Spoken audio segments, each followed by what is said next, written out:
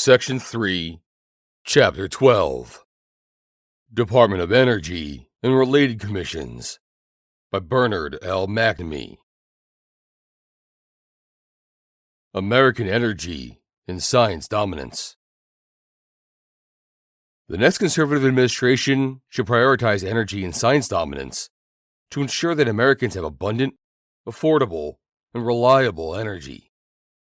Create good-paying jobs. Support domestic manufacturing and technology leadership, and strengthen national security. Achieving these goals will require bold policy action and reforms that involve the U.S. Department of Energy, DOE, the Federal Energy Regulatory Commission, FERC, and the Nuclear Regulatory Commission, NRC. American Energy Dominance. Access to affordable, reliable, and abundant energy is vital to America's economy, national security, and quality of life. Yet ideologically driven government policies have thrust the United States into a new energy crisis just a few short years after America's energy renaissance, which began in the first decade of the 2000s, transforming the United States from a net energy importer, oil and natural gas, to energy independence, and then energy dominance. Americans now face energy scarcity, an electric grid that is less reliable, and artificial shortages of natural gas and oil, despite massive reserves within the United States, all of which has led to higher prices that burden both the American people and the economy. The new energy crisis is caused not by a lack of resources, but by extreme green policies under the rubrics of combating climate change and ESG, environmental, social, and governance. The Biden administration, Congress, and various states, as well as Wall Street investors, international corporations, and progressive special interest groups, are changing America's energy landscape. These ideologically driven policies are also directing huge amounts of money to favored interests and making America dependent on adversaries like China for energy. In the name of combating climate change, policies have been used to create artificial energy scarcity that will require trillions of dollars in new investment, supported with taxpayer subsidies, to address a problem that government and special interests themselves created. The result has been increased energy costs that hurt individuals and families, especially low-income Americans and seniors on fixed incomes, make businesses that create the jobs that drive our economy and quality of life less competitive, and make America less energy secure. Moreover, increased energy scarcity will allow government, either directly or through access to banks and Wall Street investors, to decide who is worthy to receive funding for energy projects. In the end, government control of energy is control of people and the economy. This is one reason why the trend toward nationalization of our energy industry through government mandates, bans on the production and use of oil and natural gas, and nationalization of the electric grid is so dangerous. At the same time, adversaries like China, Russia, North Korea, Iran, and non-state actors are constantly engaged in cyber attacks against our energy infrastructure. We've already seen what supposedly minor attacks, such as the cyber attack on the Colonial Oil Pipeline or the physical attack on electric infrastructure in North Carolina, can do. A coordinated cyber and physical attack on natural gas pipelines and the electric grid during an extended cold spell could be catastrophic. Yet the current administration's first concern is plowing taxpayer dollars into intermittent wind and solar projects and ending the use of reliable fossil fuels. A conservative president must be committed to unleashing all of America's energy resources and making the energy economy serve the American people, not special interests. This means that the next conservative administration should promote American energy security by ensuring access to abundant, reliable, and affordable energy. Affirm an all-of-the-above energy policy through which the best attributes of every resource can be harnessed for the benefit of the American people. Support repeal of massive spending bills like the Infrastructure Investment and Jobs Act, IIJA, and Inflation Reduction Act, IRA, which established new programs and are providing hundreds of billions of dollars in subsidies to renewable energy developers, their investors, and special interests, and support the rescinding of all funds not already spent by these programs. Unleash private sector energy innovation by ending government interference in energy decisions. Stop the war on oil and natural gas. Allow individuals, families, and business to use the energy resources they want to use and that will best serve their needs. Secure and protect energy infrastructure from cyber and physical attacks. Refocus the Department of Energy on energy security, accelerated remediation, and advanced science. Promote U.S. energy resources as a means to assist our allies and diminish our strategic adversaries. Refocus FERC on ensuring that customers have affordable and reliable electricity, natural gas, and oil, and no longer allow it to favor special interests and progressive causes. Ensure that the Nuclear Regulatory Commission facilitates, rather than hampers, private sector nuclear energy innovation and deployment. American science dominance. Ever since the age of Benjamin Franklin, the United States has been at the forefront of scientific discovery and technological advancement. Beginning with the groundbreaking science of the Manhattan Project, the U.S. has developed 17 national laboratories that conduct fundamental and advanced scientific research. The national labs have been critical in supporting national defense and ensuring that the United States leads on scientific discoveries with transformative applications that benefit America and the world. In recent years, however, U.S. science has been under threat. Externally, adversaries like the Chinese military have been engaged in scientific espionage, infiltrating taxpayer-funded scientific research projects, and funding their own science research.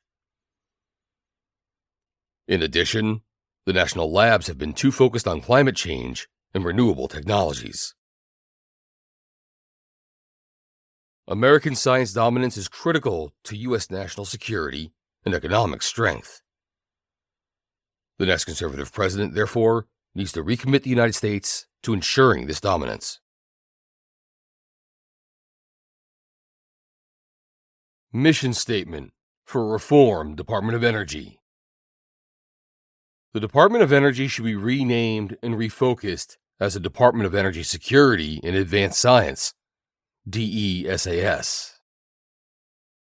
DESAS would refocus on DOE's 5 existing core missions: providing leadership and coordination on energy security and related national security issues, promoting U.S. energy economic interests abroad, leading the nation and the world in cutting-edge fundamental advanced science, remediating former Manhattan Project and Cold War nuclear material sites, and developing new nuclear weapons and naval nuclear reactors. These missions work together by using advanced science to promote national security, while getting the government out of the business of picking winners and losers in energy resources. Reform is needed because DOE, instead of focusing on core energy and security issues, has been spending billions of taxpayer dollars to subsidize renewable energy developers and investors, thereby making Americans less energy secure and distorting energy markets. Overview. DOE was created by the Department of Energy Organization Act of 1977 in response to the 1970s oil crisis, consolidating various energy programs that previously had operated without coordination throughout the federal government in a single department. In addition to addressing energy issues, DOE is tasked with engaging in basic and fundamental science and research through the 17 national laboratories, cleaning up the Manhattan Project and Cold War nuclear material and weapons sites, developing sites for the storing of civilian nuclear waste, and developing new nuclear weapons and naval reactors throughout the semi-autonomous National Nuclear Security Agency, NNSA. Beyond these core responsibilities, DOE currently administers billions of dollars that support research and commercialization of energy technology, provides loans to the private sector for energy infrastructure and technology commercialization, and issues energy efficiency standards for appliances. More recently, DOE has focused its work and taxpayers' money on renewable energy and climate change.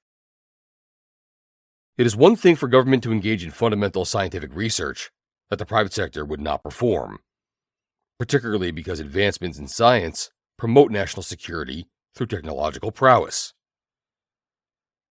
Government, however, should not be picking winners and losers in dealing with energy resources or commercial technology.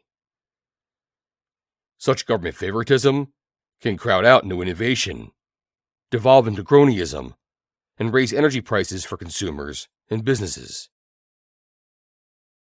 It is time for the United States to use all of its energy resources again for the benefit of the American people. New policies. Energy. To ensure that the American people have access to abundant, affordable, and reliable energy, DESAS's energy role should be focused on working with the energy industry and networks to ensure energy infrastructure security through science and coordination with the private sector, assessing international energy issues that constitute threats to U.S. national security, promoting U.S. energy resources as a means to assist our allies, diminish our strategic adversaries, and ensure the existence of markets that will support domestic energy production. Pursuing early and advanced science, including material science, as related to energy and national security. Developing the leadership necessary for the disposal of commercial and government-spent nuclear fuel. National energy security. Protecting American infrastructure from cyber and physical threats, both natural and human, is vital to national security, the economy, and the well-being of the American people. Protecting and advancing these national security interests is a proper role for the federal government. DESAS should focus on studying threats to the electric grid, natural gas, and oil infrastructure, sharing such information with the energy industry, promoting the reliability and security of energy resources and infrastructure, and developing strategies and technologies to combat threats by working with the national labs. The following offices would report to the DESAS Undersecretary of Energy Security. 1. Office of Cybersecurity, Energy Security, and Emergency Response, CESER, elevated to an Assistant Secretary. CESER would work with the existing and reconstituted versions, as described in more detail below, of the Office of Electricity, OE, Office of Nuclear Energy, NE, Office of Fossil Energy, FE, currently the Office of Fossil Energy and Carbon Management, FECM, Office of Energy Efficiency and Renewable Energy, EERE, and the Strategic Petroleum Reserve, SPR, to identify and address threats to energy infrastructure. Instead of trying to decarbonize the American economy and allocating taxpayer dollars for commercialization of energy technologies, these offices would focus on energy security by identifying threats to energy supplies and infrastructure, developing strategies to address those threats, and funding fundamental science and technology where appropriate. 2. Office of Electricity, Assistant Secretary. 3. Office of Nuclear Energy, Assistant Secretary. 4. Office of Fossil Energy, Assistant Secretary, with Carbon Management deleted from its title and purpose. 5. Office of Energy Efficiency and Renewable Energy, Assistant Secretary. 6. Strategic Petroleum Reserve, standalone or part of CESER. Eliminate special interest funding programs. Many DOE energy funding programs are not targeted on fundamental science and technology. Instead, they focus more on commercialization and act as subsidies to the private sector for government-favored resources. The DOE Office of Clean Energy Demonstrations, OCED, Office of State and Community Energy Programs, ARPA-E, Office of Grid Development, OGD, and DOE Loan Program should be eliminated or reformed. If they continue to exist, FECM, NE, OE, EERE should focus on fundamental science and technology issues, particularly in relation to cyber and physical threats to energy security, rather than subsidizing and commercializing energy resources. Eliminate political and climate change interference in DOE approvals of liquefied natural gas, LNG, exports. In addition, Congress should reform the Natural Gas Act to expand required approvals from merely nations with free trade agreements to all of our allies, such as NATO countries. Focus the Federal Energy Management Program, FEMP, on ensuring that government buildings and operations have reliable and cost-effective energy. FEMP should stop using taxpayer dollars to force the purchase of more expensive and less reliable energy resources in the name of combating climate change. Ensure the information provided by the U.S. Energy Information Agency, EIA, a data and statistical organization, is data neutral. Focus FERC on its statutory obligation to ensure access to reliable energy at just, reasonable, and non-discriminatory rates.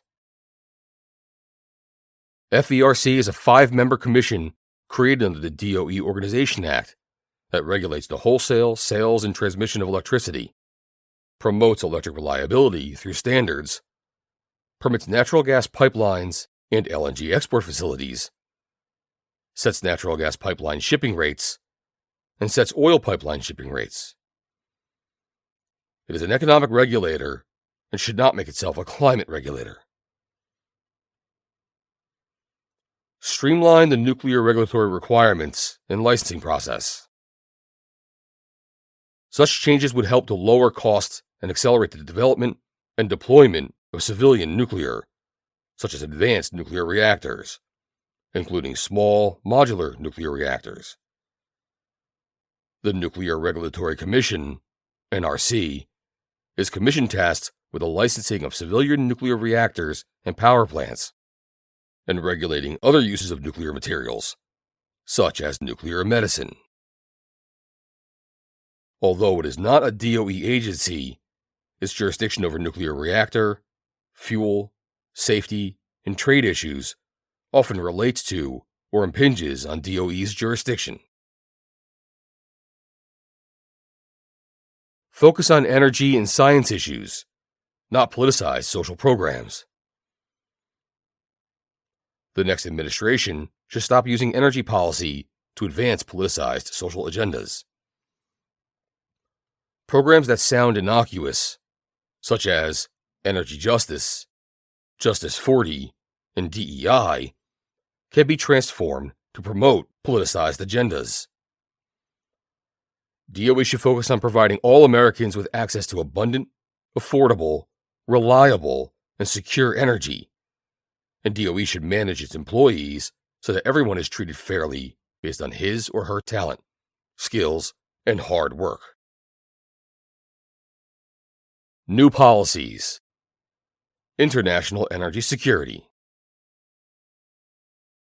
To help the President and policymakers understand and apply U.S. energy interests in international affairs more effectively, various DOE programs offices need to be reformed. Promote American energy interests. The next administration should make U.S. energy dominance a key component of its foreign policy, while ensuring that domestic and international goals are aligned.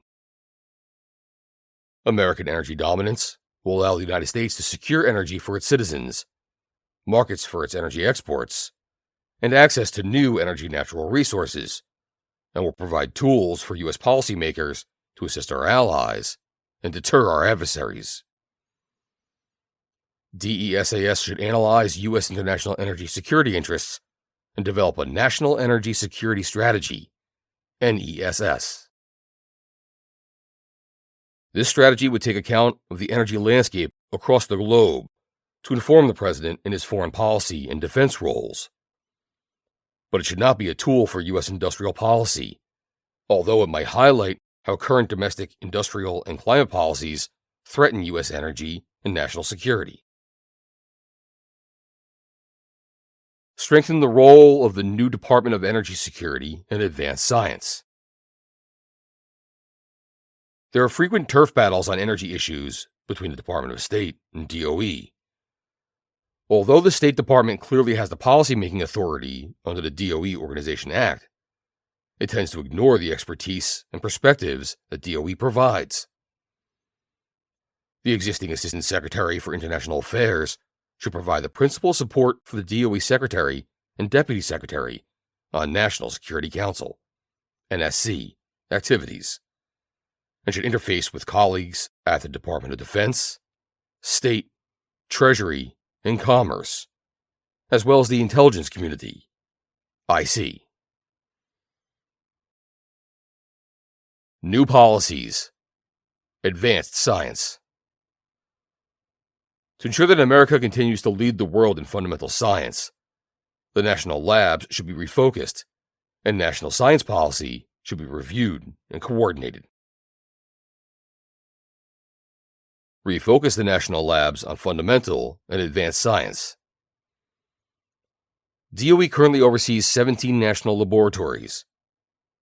The 3 national labs, run by DOE's NNSA, should continue to focus on national security issues. The remaining 14 science and energy labs should focus on basic research projects. Demonstration and deployment of technology should be left to the private sector. This goal can be achieved by realigning the labs to limit duplication and mission creep and to maximize potential. Conduct a whole-of-government assessment and consolidation of science. Before the start of a new administration, there should be a review of all the federal science agencies. This should include a review of the ill-advised attempt to expand the National Science Foundation's mission from supporting university research to supporting all-encompassing technology transition. Specific to DOE, there should be a review to measure, prioritize, and consolidate DOE programs based on a range of beneficial factors, including degree of relationship to national security, furtherance of energy security, cyber, but also international aspects, and importance to scientific discovery/advancement. New policies. Remediation of nuclear weapons development programs and civilian nuclear waste. Cleaning up the radioactive waste produced in support of the Manhattan Project and the Cold War at America's nuclear development sites is a massive and complicated process led by DOE's Office of Environmental Management. Projected liabilities and costs to be borne by America's taxpayers, according to DOE's FY 2023 budget request, total $887,205 billion. In addition, the federal government is required by law to dispose of nuclear waste produced by the private sector, including spent fuel rods from nuclear power plants. The new DESAS should continue DOE's remediation of radioactive waste created by the nuclear weapons projects from the Manhattan Project and Cold War. Strong leadership focused on accelerating the cleanup, coupled with technical and administrative innovation, will be needed to reduce the federal government's third largest liability. Develop a new approach that increases the level of private sector responsibility for the disposal of nuclear waste. Disposing of civilian nuclear waste is an important national issue that requires strong scientific study. According to an independent audit conducted by the public accounting firm of KPMG, the Nuclear Waste Fund holds $46 billion in payments by utilities and their ratepayers, plus interest, for a permanent waste disposal site for spent nuclear fuel and other nuclear waste. The licensing process for Yucca Mountain as a permanent repository for spent nuclear fuel is on hold. Without storage sites, spent nuclear fuel remains temporarily stored at nuclear plants. In addition to permanent storage, low-level nuclear waste facilities are needed. New policies. NNSA. The U.S. nuclear arsenal needs to be updated and reinvigorated if we are to be able to deal effectively with threats from China, Russia, and other adversaries. As a semi-autonomous agency, the NNSA has the primary responsibility for researching and designing new nuclear warheads, and for ensuring that the existing nuclear arsenal is still potent. These efforts require significant funding and scientific know-how. In addition, NNSA develops and designs nuclear propulsion reactors for the U.S. Navy. NNSA also plays a role in preventing nuclear proliferation. With strong leadership by the Secretary of DESAS, the next administration should fund the design, development, and deployment of new nuclear warheads, including the production of plutonium pits in quantity. Expand the U.S. Navy and develop new nuclear naval reactors to ensure that the Navy has the nuclear propulsion it needs to secure America's strategic interests. End ineffective and counterproductive non-proliferation activities, like those involving Iran and the United Nations. Budget. DOE's total FY 2023 budget request, which does not include IIJA, IRA, and CHIPS and Science Act funding, was for $48,183,451,000. Many DOE activities are required by various authorization and appropriation bills. To implement many of the policies contained in these proposals, several laws will need to be amended, including the Department of Energy Organization Act, IIJA, IRA, and possibly portions of the CHIPS, creating healthy incentives to produce semiconductors, and Science Act. Ending taxpayer subsidies will promote an all-the-above energy policy, lead to more energy resources, reduce costs, and save taxpayers billions of dollars. Office of Cybersecurity, Energy Security, and Emergency Response, CESER. Mission/Overview. CESER's mission is to enhance the security and resilience of U.S. critical energy infrastructure to all hazards, 2. Mitigate the impacts of disruptive events and risks to the sector overall through preparedness and innovation, and 2. respond to and facilitate recovery from energy disruptions in collaboration with other federal agencies, the private sector, and state, local, tribal, and territory governments. Needed reforms.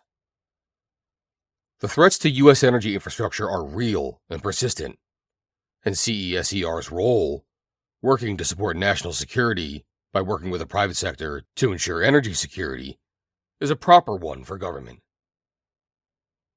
Though CESER is properly focused on the threat to the grid from inverter-based resources like wind and solar, it needs to focus on the entire energy system, including the interdependence between natural gas and electric generation and cybersecurity. A good first step would be to reinstate an iteration of the Trump administration's Executive Order 13920, securing the United States bulk power system. The Biden administration also placed the Strategic Petroleum Reserve, SPR, and DOE's Federal Power Act 202C authority under the CESER office, which should continue in the next administration. New policies. CESER should be refocused to prioritize the cybersecurity, physical security, and resilience of critical infrastructure.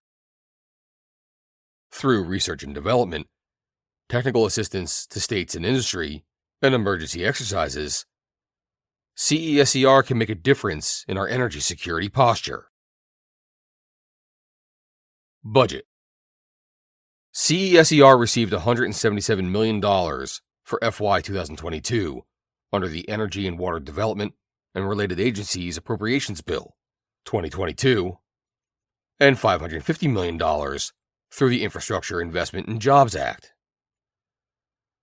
The FY 2023 budget request is for $202 million.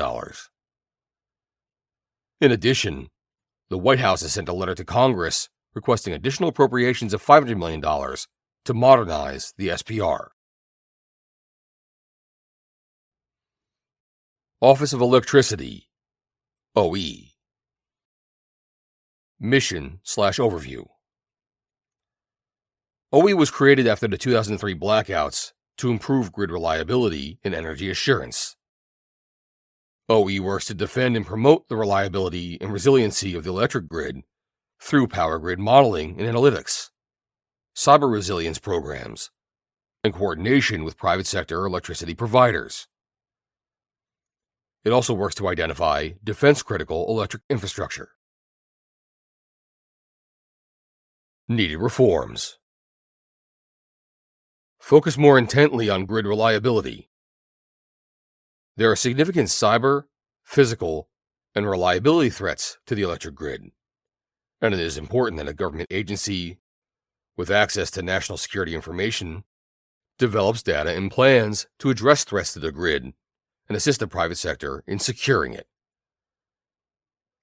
Although OE does not stand out as a problematic office, additional focus and priority could be given to its original mission of working on grid reliability and resilience.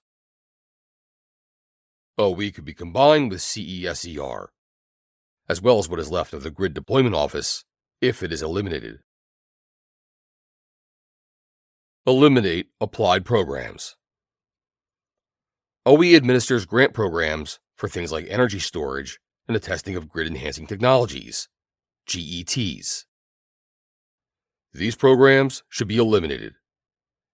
The next administration should work with Congress to eliminate all DOE applied energy programs, including OE, except perhaps those related to basic science for new energy technology.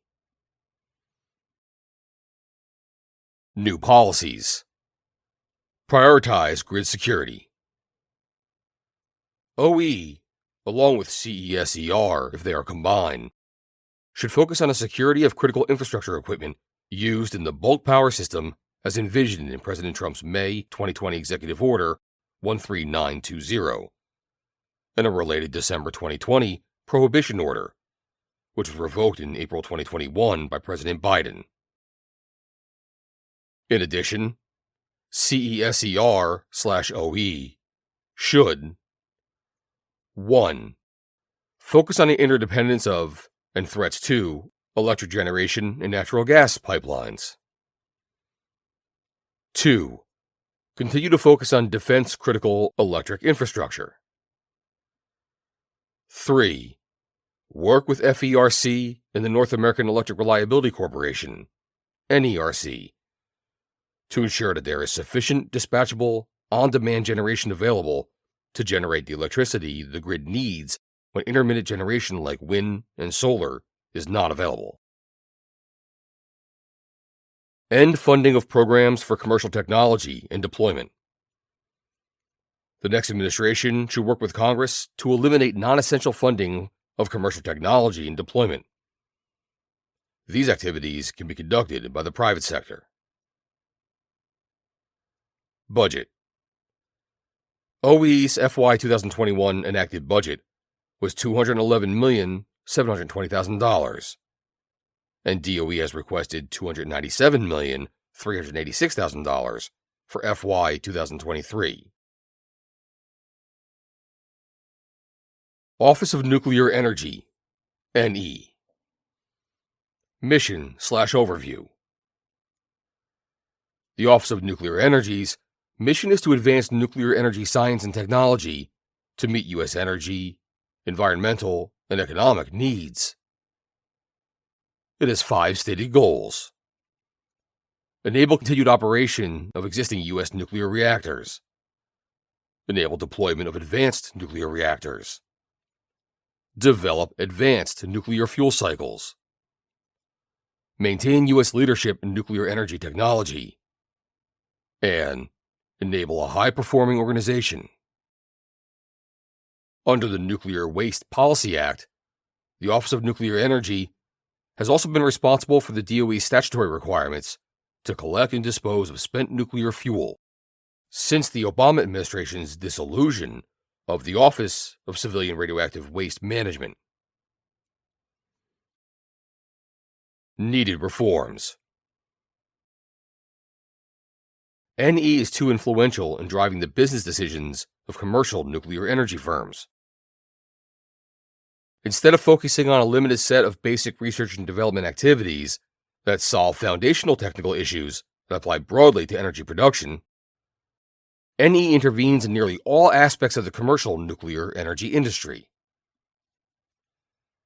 Absent wholesale reforms that restructure the federal energy and science bureaucracy to eliminate such functional energy offices, the next administration should substantially limit NE's size and scope, adopt broader regulatory and energy policy reforms that reduce regulatory obstacles, allow all energy sources to compete fairly in the marketplace, and establish a predictable policy environment.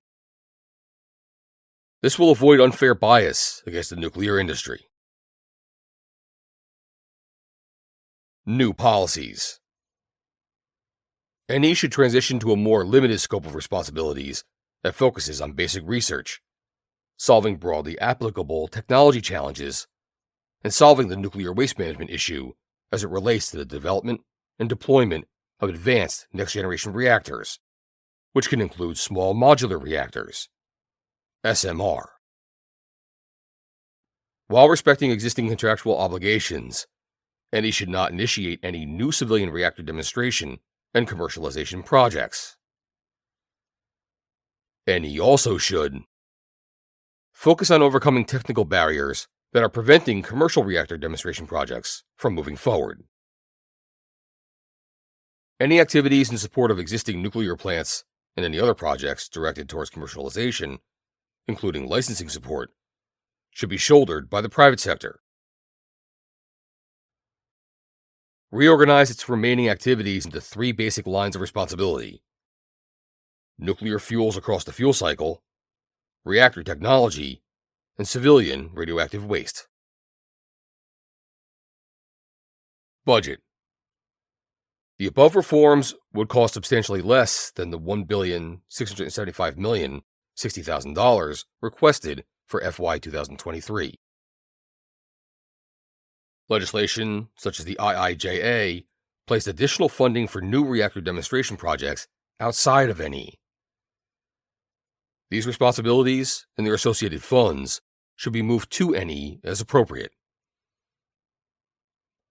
NE should not simply add or subtract programs, as some programs may help to support NE's new priorities. The better approach would be to build a new budget and program strategy that accounts for related DOE programs, and submit a new budget request reflecting NE's new priorities. Office of Fossil Energy and Carbon Management, FECM. Mission/Overview. DOE is authorized by law to increase the conversion efficiency of all forms of fossil energy, reduce costs, improve environmental performance, and increase the energy security of the United States.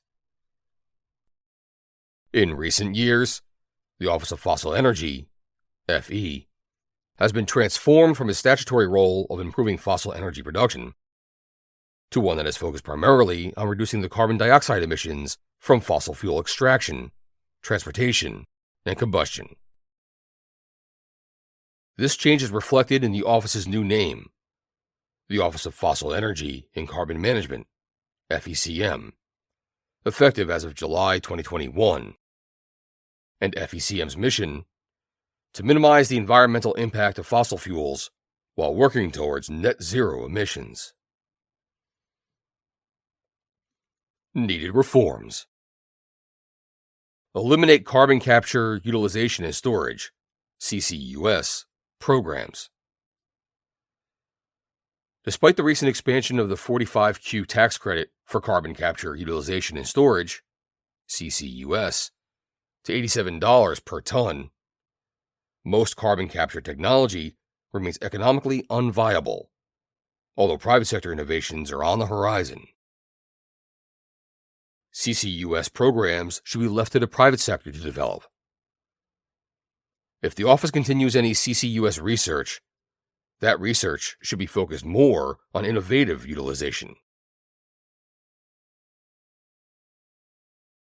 Pursue the processing of critical minerals. Development of domestic critical material sources is important for national security, as the vast majority of critical materials are mined or processed, or both, in Russia and China. The processing of critical materials from fossil fuel waste products, primarily coal, has shown some potential, and, in view of our vast domestic reserves of coal and abundant waste from coal mining and combustion, should be pursued. New policies. Eliminate FECM. The next administration should work with Congress to eliminate all of DOE's applied energy programs, including those in FECM, with the possible exception of those that are related to basic science for new energy technology. Taxpayer dollars should not be used to subsidize preferred businesses and energy resources, thereby distorting the market and undermining energy reliability.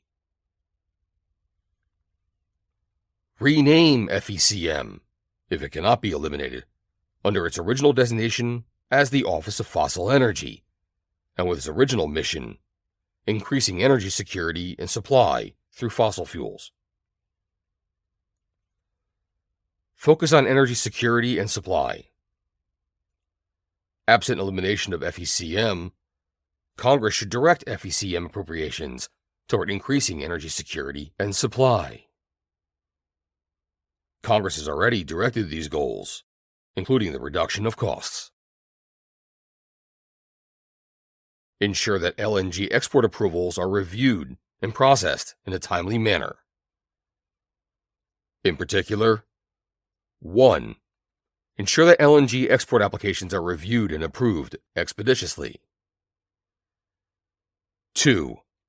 Maintain the categorical exclusion from the National Environmental Policy Act, NEPA, for LNG exports that was established by the Trump administration. Or, if it is revoked by the Biden administration, reinstate it. 3. Work with Congress to expand automatic approvals to include allies such as NATO, as well as nations that have free trade agreements with the U.S.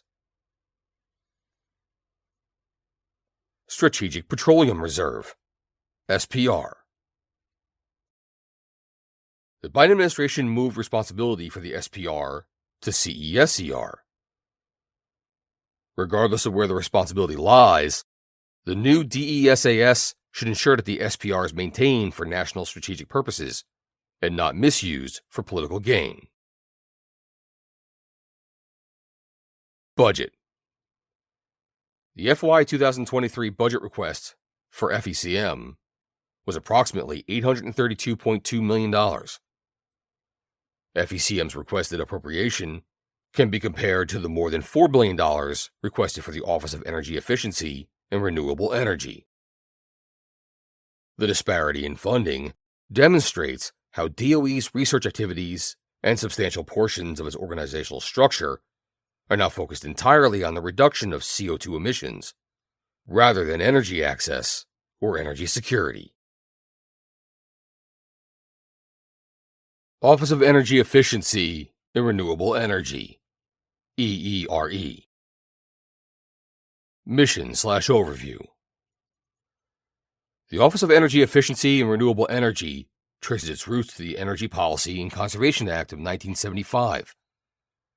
But most of its programs today are rooted in the Energy Policy Act of 2005.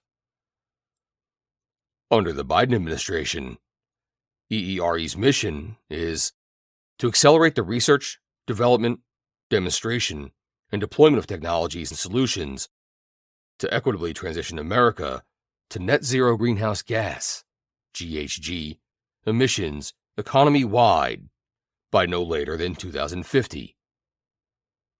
And ensure that the clean energy economy benefits all Americans. The office is made up of 3 pillars: energy efficiency, renewable energy, and sustainable transportation. Needed reforms. End the focus on climate change and green subsidies. Under the Biden administration, EERE is a conduit for taxpayer dollars to fund progressive policies, including decarbonization of the economy and renewable resources. EERE has focused on reducing carbon dioxide emissions to the exclusion of other statutorily defined requirements, such as energy security and cost. For example, EERE's 5 programmatic priorities during the Biden administration are all focused on decarbonization of the electricity sector, the industrial sector, transportation, buildings, and the agricultural sector. Eliminate energy efficiency standards for appliances. Pursuant to the Energy Policy and Conservation Act of 1975, as amended, the agency is required to set and periodically tighten energy and/or water efficiency standards for nearly all kinds of commercial and household appliances, including air conditioners, furnaces, water heaters, stoves, clothes washers and dryers, refrigerators, dishwashers, light bulbs, and shower heads. Current law and regulations reduce consumer choice, drive up costs for consumer appliances, and emphasize energy efficiency to the exclusion of other important factors, such as cycle time and repairability. New policies. Eliminate EERE. The next administration should work with Congress to eliminate all of DOE's applied energy programs, including those in EERE, with the possible exception of those that are related to basic science for new energy technology. Taxpayer dollars should not be used to subsidize preferred businesses and energy resources, thereby distorting the market and undermining energy reliability. Reduce EERE funding. If EERE cannot be eliminated, then the administration should engage with Congress and the House and Senate Appropriations Committees on EERE's budget. EERE's budget was around $1.5 billion a year when the advances were made that led to dramatic cost decreases in wind, solar, and battery technology. In recent years, Congress has appropriated many billions of dollars in excess of EERE's normal budget. DOE requests more than $4 billion for FY 2023. It should rescind these excess monies so that DOE is not required to spend them. If funding cannot be reduced, then it should be reallocated to more fundamental research and less toward commercialization and deployment. Focus on fundamental science and research. If EERE cannot be eliminated, then the administration should focus on broader and more fundamental energy research consistent with law. The Biden administration is too focused on deploying technologies instead of relying on the private sector. Moreover, under the Biden administration, EERE is too focused on decarbonization and not at all on the cost of energy. Eliminate energy efficiency standards for appliances. The next administration should work with Congress to modify or repeal the law mandating energy efficiency standards. Before, or in lieu of, repealing the law, there are steps the agency can take to refocus on the consumer by giving full force to the provisions already in the law that serve to limit regulatory overreach and protect against excessively stringent standards. For example, the Trump DOE prioritized the relatively few appliance regulations that were likely to save consumers the most energy and refrained from those whose modest benefits are unlikely to justify the costs. It also took steps to ensure that any new standards do not compromise product quality or eliminate any features. These and other consumer protections are in the statute, but have often been ignored. Budget. EERE was funded at slightly more than $2.8 billion in FY 2021, and DOE requested slightly more than $4 billion for FY 2023. Congress needs to rescind the appropriated monies that EERE has not spent and begin fresh with new appropriations. Grid Deployment Office, GDO. Mission/overview. The Grid Deployment Office was established to implement parts of the Infrastructure Investment and Jobs Act. Pursuant to the IIJA, GDO administers funds appropriated by Congress to support transmission expansion and low/zero carbon resources. In addition, GDO is developing studies on the electric grid to address congestion, enhance reliability and resilience, and promote clean energy. Needed reforms. End grid planning and focus instead on reliability. FERC and NERC have the primary responsibility for addressing reliability. States have the primary authority to site and permit transmission lines, and regional transmission organizations assist in planning regional transmission needs for parts of the country. But Congress granted some grid planning and siting authority to FERC and DOE through the Energy Policy Act of 2005 and IIJA, as well as grid funding through the Inflation Reduction Act. Instead of focusing on grid expansion for the benefit of renewable resources or supporting low/carbon generation, GDO should be incorporated into the Reformed Office of Cybersecurity, Energy Security, and Emergency Response, which would work to enhance the grid's reliability and resilience. To the extent that they remain in effect, the funding programs that GDO oversees and administers should emphasize grid reliability, not renewables expansion. Consider whether to defund the Civil Nuclear Tax Credit Program and hydroelectric power efficiency and production incentives established in the IIJA and administered through GDO. If subsidies for renewable resources are not repealed, it may be necessary to continue subsidies for nuclear and hydro to ensure grid reliability. New policies. Eliminate GDO and assign necessary activities to the Reform CESER.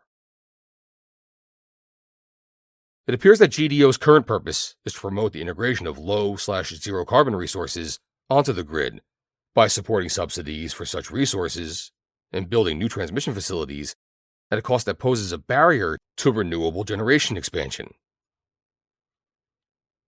However, some of the grants that it administers under the IIJA appear to be properly focused on enhancing the reliability and security of the electric grid.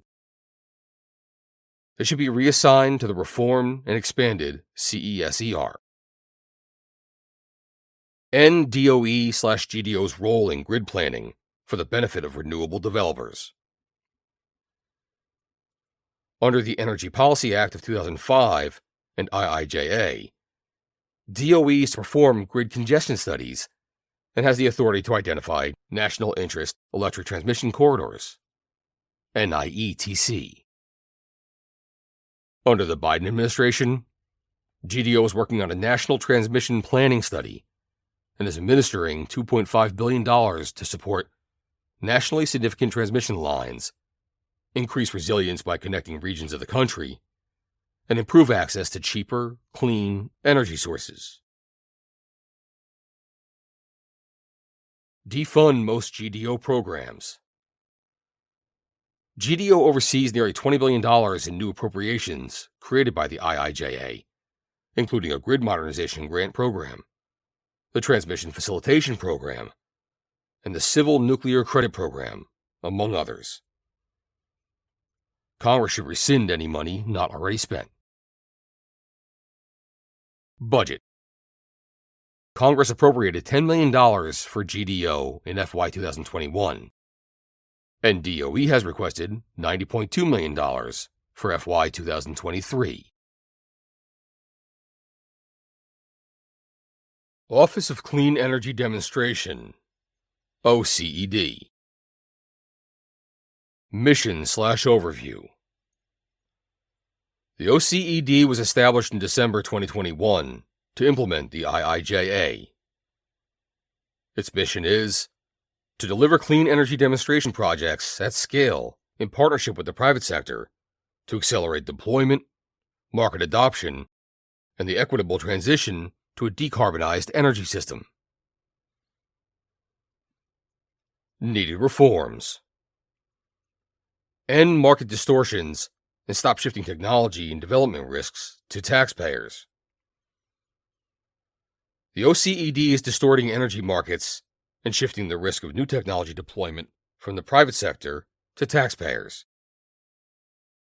The IIJA provided more than $20 billion in government subsidies to help the private sector deploy and market clean energy and decarbonizing resources. Government should not be picking winners and losers. It should not be subsidizing the private sector to bring resources to market. New policies. Eliminate OCED. The next administration should work with Congress to eliminate all DOE energy demonstration programs, including those in OCED. Taxpayer dollars should not be used to subsidize preferred businesses and energy resources, thereby distorting the market and undermining energy reliability. Refocus on resources that will support reliability. To the extent that the various energy research and development funding authorities cannot be repealed, funded projects should be consistent with the programmatic goals of the next administration. For example, the already awarded Advanced Reactor Demonstration Program should help to move SMRs from pilot scale to commercialization, and in the process, address material, fuel, and regulatory issues that would pose deployment risk to utilities and Wall Street. Budget. DOE's FY 2023 budget request includes $214 million to initiate a new $150 million competition to support demonstrations that address integration issues of renewable energy into the U.S. transmission and distribution grids. Overall, The $21.5 billion provided by the Bipartisan Infrastructure Law supports several OCED programs. Advanced Reactor Demonstration Projects, $2.5 billion. Carbon Capture Large-Scale Pilot Projects, $937 million. Carbon Capture Demonstration Projects Program, $2.5 billion. Clean Energy Demonstration Program on current and former mine land, $500 million. Energy improvements in rural or remote areas, $1 billion. Industrial Demonstrations Program, $6.3 billion. Long-duration energy storage demonstrations, $505 million. Regional Clean Energy Hubs, $8 billion. Regional Direct Air Capture Hubs, $3.5 billion. Personnel. By drawing resources from across the DOE, the OCED has already grown to 70 personnel in 6 months. If OCED is eliminated, those positions can be eliminated. If OCED is reduced, its personnel can be reduced to fit its scope. Loan Program Office, LPO. Mission/Overview. LPO's mission is to finance next-generation U.S. energy infrastructure, serve as a bridge to bankability for breakthrough projects and technologies, and de-risk them at early stages of investment so they can be developed at commercial scale and achieve market acceptance. The Biden administration directed the program to subsidize the administration's net zero energy transition away from conventional fuels by 2050 and to promote union jobs and domestic supply chains. The LPO coordinates with the U.S. Treasury Federal Financing Bank and is organized into 7 divisions: Outreach and Business Development, Origination, Portfolio Management, Risk Management, Technical and Project Management, Legal, and Management and Operation. Its loan programs were originally designed as temporary programs, but have since been amended and expanded. Specifically, the IRA expanded the authority in LPO's existing programs 1703, ATVM, and Tribal Energy Finance by $100 billion. IRA also created the Energy Infrastructure Reinvestment, EIR, Financing Program 1706, which can support up to $250 billion in loan authority.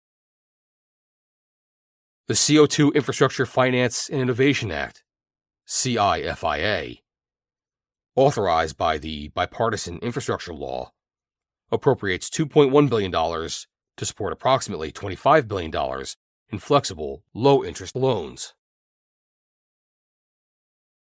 This new legislation will create jobs and wealth, address environmental justice and equity priorities, and strengthen our energy security and supply chains. Needed reforms. Taxpayers should not be backing risky business ventures or politically preferred commercial enterprises.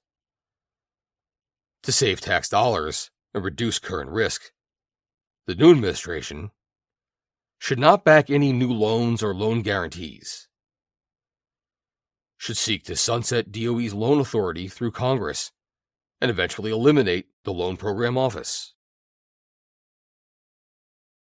DOE-backed loans and loan guarantees put taxpayers at undue risk, distort private sector investment decisions, shift private money toward projects with political support, and create additional barriers to entry for companies that are outside of the government's definition of innovative, or for companies that choose not to participate. New policies. To the extent that DOE loan programs cannot be repealed, the new administration should strengthen due diligence and increase transparency in DOE loan programs, limit the use of new loan or low guarantee authority to projects that will promote the reliability and resilience of the electrical grid and other energy infrastructure and support national security objectives.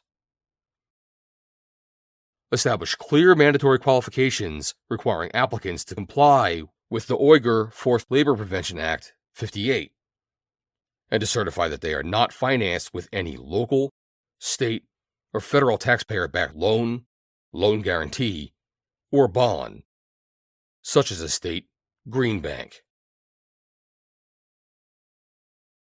Advanced Research Projects Agency, Energy, ARPA-E.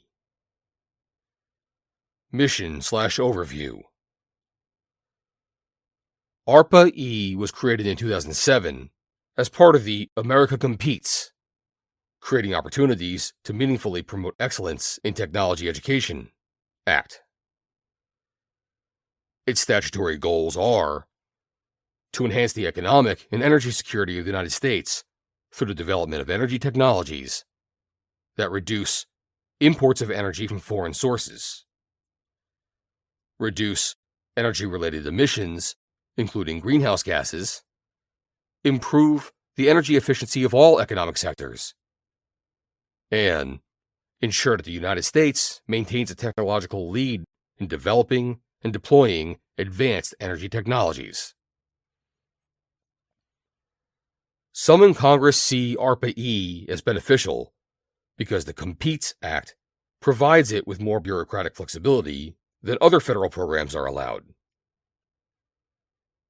Its goals are essentially the same as those of DOE's applied energy offices, but its structure is different, and it is focused around individual programs instead of around offices with longer-term agendas. Needed reforms. Stop risking taxpayer dollars as venture capital for the private sector. ARPA-E tends to see its mission as bringing technology from idea to commercialization. Often called the investment trough, ARPA-E is effectively funding projects that the private sector is unwilling to fund. Taxpayers should not, in effect, be picking winners and losers, and having their dollars at risk, but not gaining the economic rewards of success. End duplicative efforts. Another problem is that ARPA-E's mission is similar to the missions of DOE's applied energy offices. If DOE's applied energy offices are doing their jobs correctly, they will use funding opportunities announcements, prizes, lab calls, and other funding mechanisms that are needed to accomplish a specific goal. In other words, ARPA-E is at best duplicating the work by other DOE offices. New policies. Eliminate ARPA-E. The next administration should work with Congress to eliminate ARPA-E. The agency is unnecessary, risks taxpayer dollars, and interferes with risk-benefit decisions that should be made by the private sector. Budget. Congress appropriated $427 million for ARPA-E in FY 2021, and slightly more than $700 million has been requested for FY 2023. Federal Energy Management Program, FEMP. Mission/Overview. The Federal Energy Management Program, FEMP, describes its mission as working with other federal agencies to meet energy-related goals, identify affordable solutions, facilitate public-private partnerships, and provide energy leadership to the country by identifying government best practices. Congress has created a number of energy and energy efficiency requirements and guidelines for federal agencies, and FEMP works with those agencies to help them meet their congressionally mandated goals. Needed reforms. As the world's largest single energy consumer, the federal government should use energy efficiently and cost-effectively, especially because the taxpayer is paying the energy bills. The Obama administration required the federal government to set extra statutory and aggressive goals regarding the use of renewable energy. The Trump administration took a less aggressive approach in Executive Order 13834, which specified that each agency shall prioritize actions that reduce waste, cut costs, enhance the resilience of federal infrastructure and operations, and enable more effective accomplishment of its mission. New policies. A conservative administration should follow the language of Executive Order 13834 and direct federal agencies to reduce waste, cut costs, enhance the resilience of federal infrastructure and operations, and enable more effective accomplishment of its mission. For FEMP, this means focusing on helping federal agencies to follow the law and use energy efficiently and cost-effectively. Budget. FEMP was funded at $40 million in FY 2022, and slightly less than $170 million is requested for FY 2023. If it is focused on helping the federal government to carry out its statutorily based energy goal, much less money is needed. Clean Energy Corps. Mission/Overview. Under IIJA, the Clean Energy Corps is charged with investing more than $62 billion to deliver a more equitable, clean energy future for the American people. The Corps says that it will focus on deploying next-generation clean energy technology, 2. Help America meet its goals of a carbon-free power sector in 2035, and a decarbonized economy in 2050. Needed reforms. The Clean Energy Corps is a taxpayer-funded program to create new government jobs for employees who will work together to research, develop, demonstrate, and deploy solutions to climate change. DOE anticipates recruiting an additional 1,000 employees using a special hiring authority included in the bipartisan infrastructure law. Taxpayers should not have to fund a cadre of federal employees to promote a partisan political agenda. New policies. Eliminate the Clean Energy Corps by revoking funding and eliminating all positions and personnel hired under the program. Budget. Funding for Clean Energy Corps employees is not clearly defined in the FY 2023 DOE budget request. Energy Information Administration, EIA. Mission/Overview.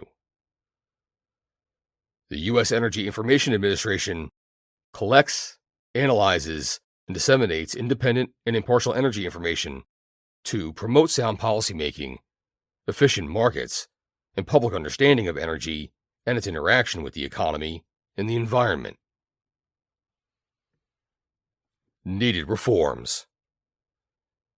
EIA is not an inherently problematic agency and historically has provided independent and impartial analysis. Requests for EIA analyses can be made by the administration or from members of Congress or congressional committees. EIA needs to be committed to providing unbiased forecasting and data so that policymakers, industry, and the public can have a clear understanding of our energy resources and energy economy. Strong leadership will be needed to ensure that data and reporting are not misused to promote a politicized energy transition. New policies. Clarify levelized cost of electricity.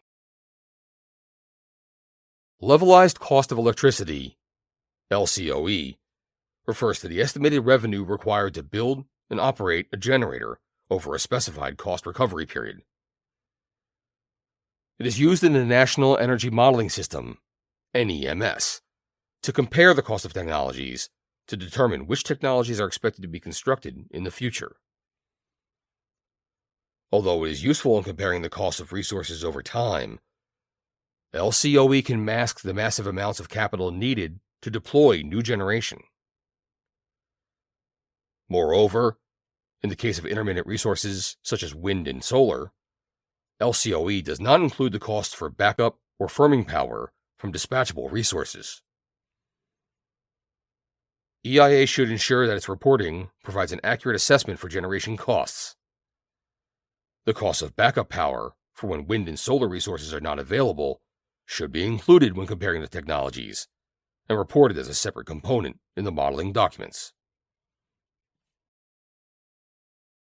Revise reserve margins.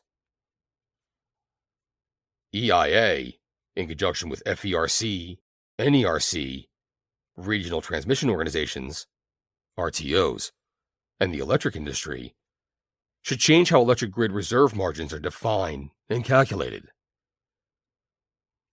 In the past, reserve margins have looked at the amount of nameplate capacity on the grid to serve peak load plus a reserve. With the increasing number of intermittent, non-dispatchable resources like wind and solar, peak load and reserve margins need to be reevaluated. Reserve margins need to be timed to load changes throughout the day and consider the availability of dispatchable, on-demand resources to meet load when renewables may not be available. Update reports on the impacts of federal financial interventions and subsidies. EIA's most recent report on federal financial interventions and subsidies was issued in April 2018. This is an important analysis because it clearly shows the level of the federal government's intervention in each area of the energy system for a given fiscal year. In the past, EIA performed the analysis pursuant to a request from Congress or the administration. This report should become a project that is performed annually or every other year as part of EIA's base program. Ensure the objectivity of the International Energy Outlook, IEO. In the past, EIA published the IEO every year. It is now published every 2 years. IEO forecasts are important because the International Energy Agency's forecasts in the annual World Energy Outlook are becoming unrealistic and politically oriented to push Europe's climate goals. EIA forecasts should be based on current laws and regulations and should not be used to promote favored policies. Assess the case for privatization. There are some who think that EIA should be privatized. The cost savings to taxpayers should be considered. On the other hand, EIA has generally demonstrated neutral data presentation that is helpful to policymakers and the private sector. Budget. Congress appropriated $126.8 million for EIA in FY 2021, and the FY 2023 budget request is for approximately $144.5 million. Office of International Affairs, IA. Mission/Overview. The Office of International Affairs has primary responsibility for addressing international energy issues that have a direct impact on research, development, utilization, supply, and conservation of energy affecting the United States. It focuses on enhancing global energy security through countering malign influence, diversifying supplies, and increasing energy access, and is committed to increasing U.S. energy exports and trade to enhance growth. Needed reforms. Expand IA's role and focus its activities on U.S. international energy security interests. International energy activities should be consolidated under IA, and the Department of State's Bureau of Energy Resources should be eliminated to ensure a proper understanding of domestic energy policy and how it affects foreign policy, as well as the international energy landscape and how it affects U.S. national and economic security. Develop a strategy for identifying and accessing resources and advancing U.S. economic interests. America has recently become a net energy exporter, but it still imports large amounts of essential energy resources such as oil and natural gas, as well as such materials as uranium, including yellowcake, lithium, certain rare earth minerals, and energy generation and transmission components and technology. The United States needs a clear understanding of its global energy and economic interests and a strategy for protecting them.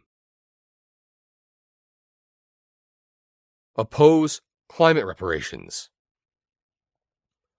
During the November 2022 United Nations Climate Conference in Egypt, the Biden administration and other developed countries agreed to provide climate reparations to developing countries for the harm allegedly caused by the developing countries' use of fossil fuel.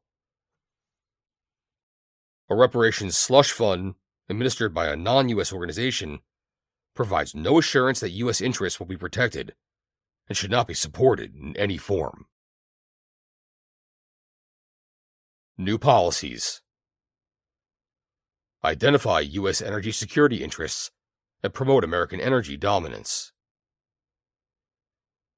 To this end, IA should work closely with the DESAS Office of Policy on the National Energy Security Strategy. Strengthen the new DESAS vis-a-vis the Department of State. The State Department's Bureau of Energy Resources has generally excluded IA from serious discussions of international affairs to the detriment of DOE and broader interagency policy development.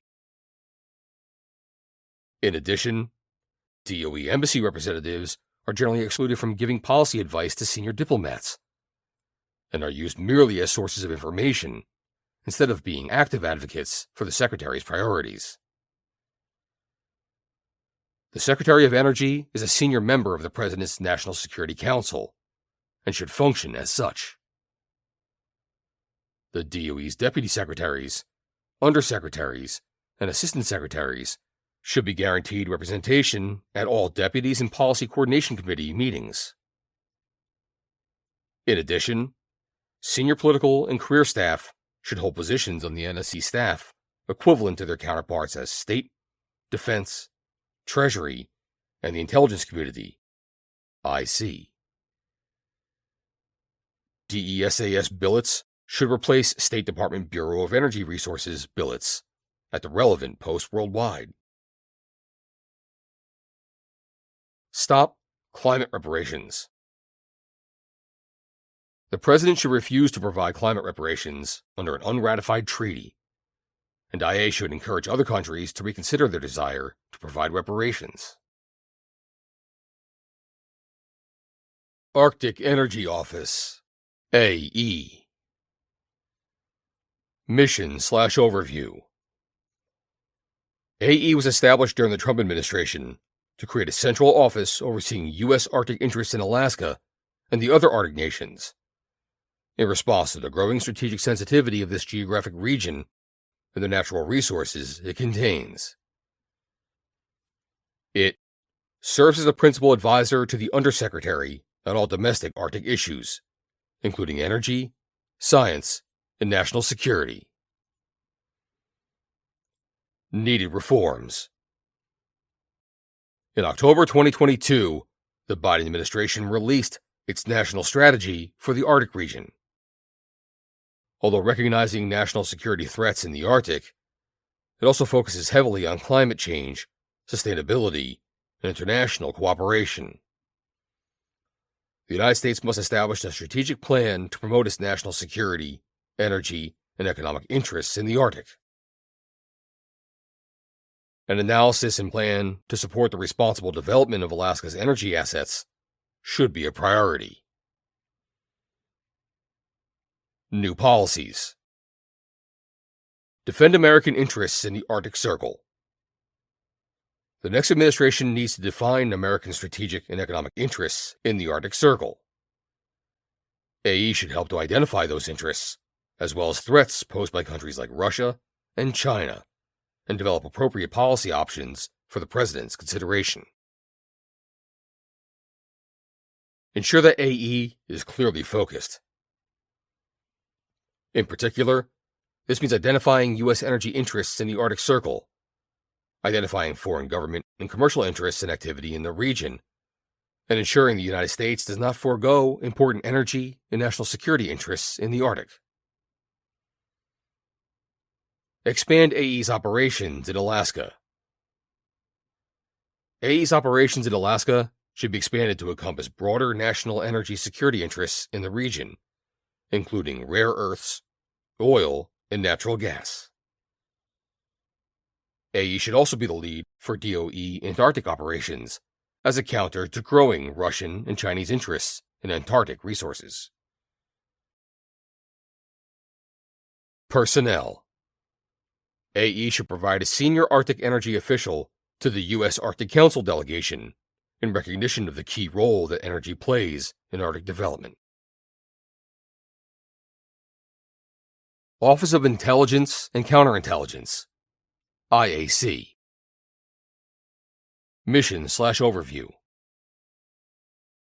DOE's Office of Intelligence and Counterintelligence is responsible for all intelligence and counterintelligence activities throughout the DOE complex, including nearly 30 intelligence and counterintelligence offices nationwide.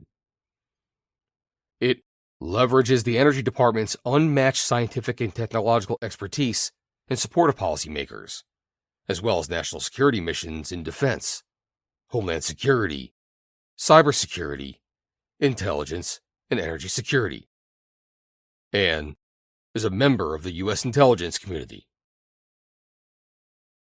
Needed reforms. Robust security protocols are necessary to protect DOE technology and innovations from foreign penetration and espionage. In addition, DOE's general isolation from the rest of the intelligence community prevents appropriately cleared senior staff from getting the thorough issue briefings that their colleagues elsewhere in the national security realm receive. New policies.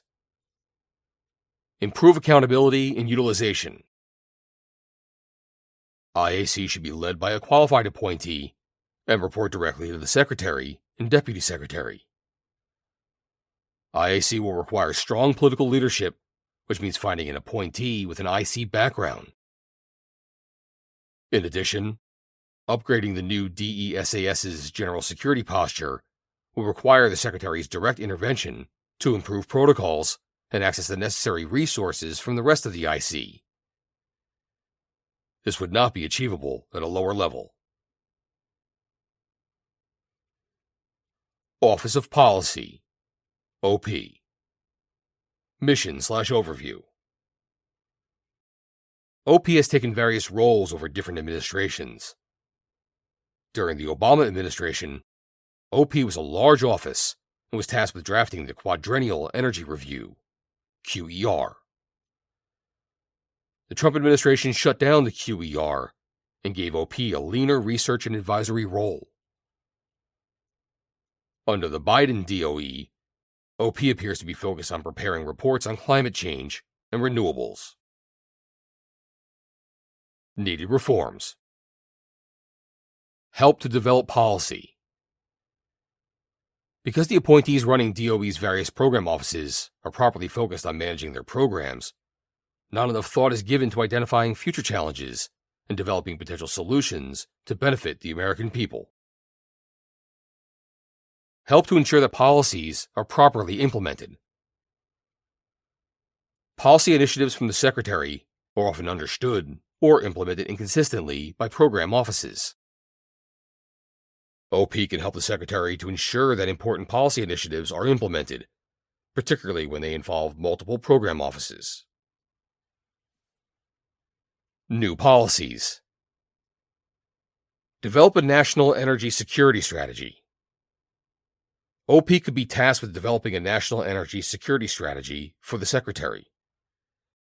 This strategy could be prepared in conjunction with the White House National Security Strategy and the DoD National Defense Strategy to convey these priorities to Congress and design policy initiatives for their implementation.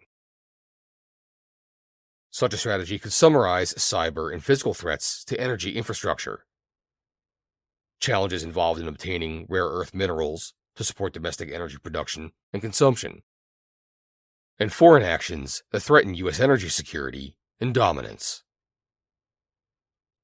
However, it will be important to guard against attempts to transform the strategy into a government-led industrial policy, or, in a progressive administration, an economy-wide climate policy. Office of Technology Transitions, OTT. Mission/Overview. The Secretary of Energy authorized the creation of this office in 2015.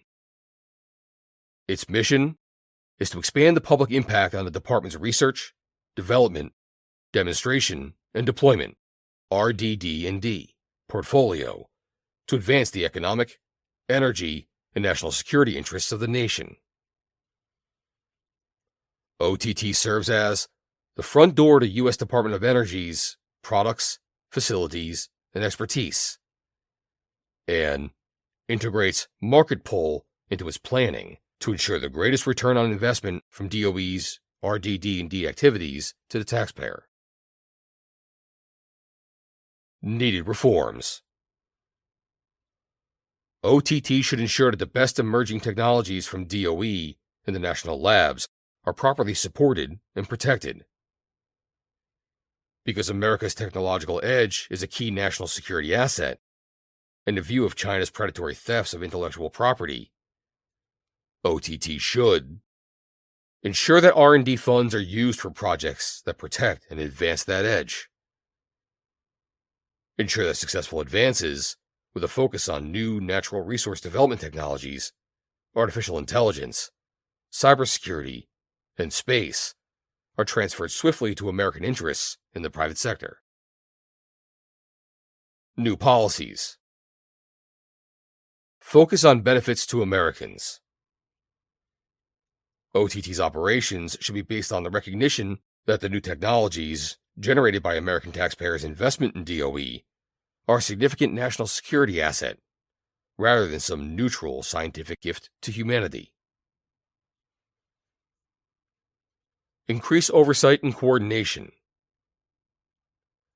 OTT needs to be vigilant in overseeing and coordinating OTT offices associated with each national lab.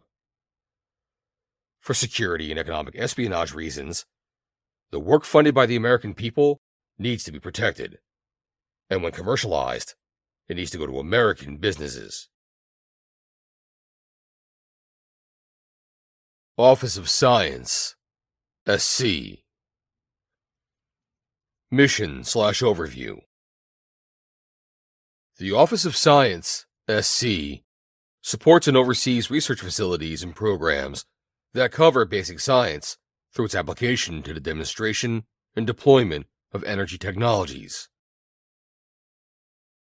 SC oversees 10 of the 17 DOE national labs and 28 major federal research user facilities. Its mission is to preserve U.S. leadership in science, fund and perform basic research, and provide the scientific facilities that the private sector is unable or unwilling to provide. New initiatives include quantum information sciences and artificial intelligence. SC is led by a Senate-confirmed director at the Assistant Secretary level and has 8 program offices. Needed reforms. The next conservative president should commit the United States to scientific dominance to support national and economic security, especially in light of similar efforts by China. To aid in this effort, the Office of Science should return to its primary mission, nonpartisan in basic science. SC's mission should be international leadership in basic and early applied science, and provision of world-leading facilities for this work. The Infrastructure Investment and Jobs Act and Inflation Reduction Act mark the major reorientation of DOE primarily from defense applications in the NNSA and basic and early applied science across SC, and the applied offices to a massive federal research, development, demonstration, and commercialized body. Distraction from SC's basic science mission should be prevented. Increase the level of accountability. The national laboratories need to be more directly accountable to the Secretary of Energy and Congress for their work and management. New policies. Commit to U.S. science dominance. The United States is losing its dominance in scientific discoveries and technological development. China and other adversaries have been stealing American science and technology for years and are now on the verge of dominating science, a development that is fraught with negative strategic and economic implications for the United States. The next administration must commit itself to ensuring that the U.S. continues to dominate scientific discovery and technological advancement.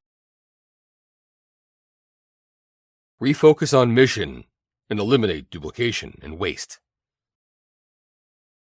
The administration should work with Congress to rationalize the national lab network to meet specific national objectives, such as the NNSA's laboratories' role in national defense, and conduct basic research that the private sector would not otherwise conduct. Activities that duplicate those of other government agencies or the private sector should be eliminated. Properly manage the national lab's contributions to the private sector. SC should improve private sector access to the national labs through programs like the GAIN voucher program and consistent with national security considerations, while ensuring that the economic benefits of taxpayer-funded technologies flow back to taxpayers through patent review sharing or a revolving fund. Budget. The Office of Science was appropriated slightly more than $7 billion in FY 2021, and DOE requested slightly less than $7.8 billion for FY 2023. Office of Environmental Management, EM. Mission/overview. The Office of Environmental Management's mission is to complete the safe cleanup of the environmental legacy resulting from decades of nuclear weapons development and government-sponsored nuclear energy research. Its cleanup program is the world's largest, and EM reports that 92 of 107 sites have been completed. According to the U.S. Government Accountability Office, DOE is responsible for the largest share of the federal government's environmental liability, about 85% in fiscal year 2020. Since 2011, EM has spent a cumulative total of $63.2 billion. Its liability has grown by $243 billion. It is currently projected that cleanup will take another 70 years, FY 2022 to FY 2091. Projected low-range and high-range lifecycle costs total slightly less than $652.4 billion and slightly more than $887.2 billion, respectively. Needed reforms. Some states and contractors see EM as a jobs program and have little interest in accelerating the cleanup. EM needs to move to an expeditious program with targets for cleanup of sites. The Hanford site in Washington State is a particular challenge. The Tri-Party Agreement, TPA, among DOE, the Environmental Protection Agency, and Washington State's Department of Ecology has hampered attempts to accelerate and innovate the cleanup. A central challenge at Hanford is the classification of radioactive waste. High-level waste, HLW, and low-level waste, LLW, classifications drive the remediation and disposal process.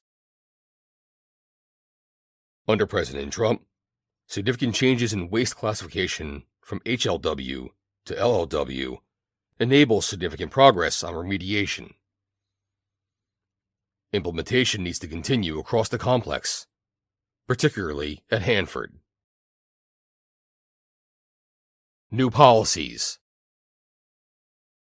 The next administration should accelerate the cleanup.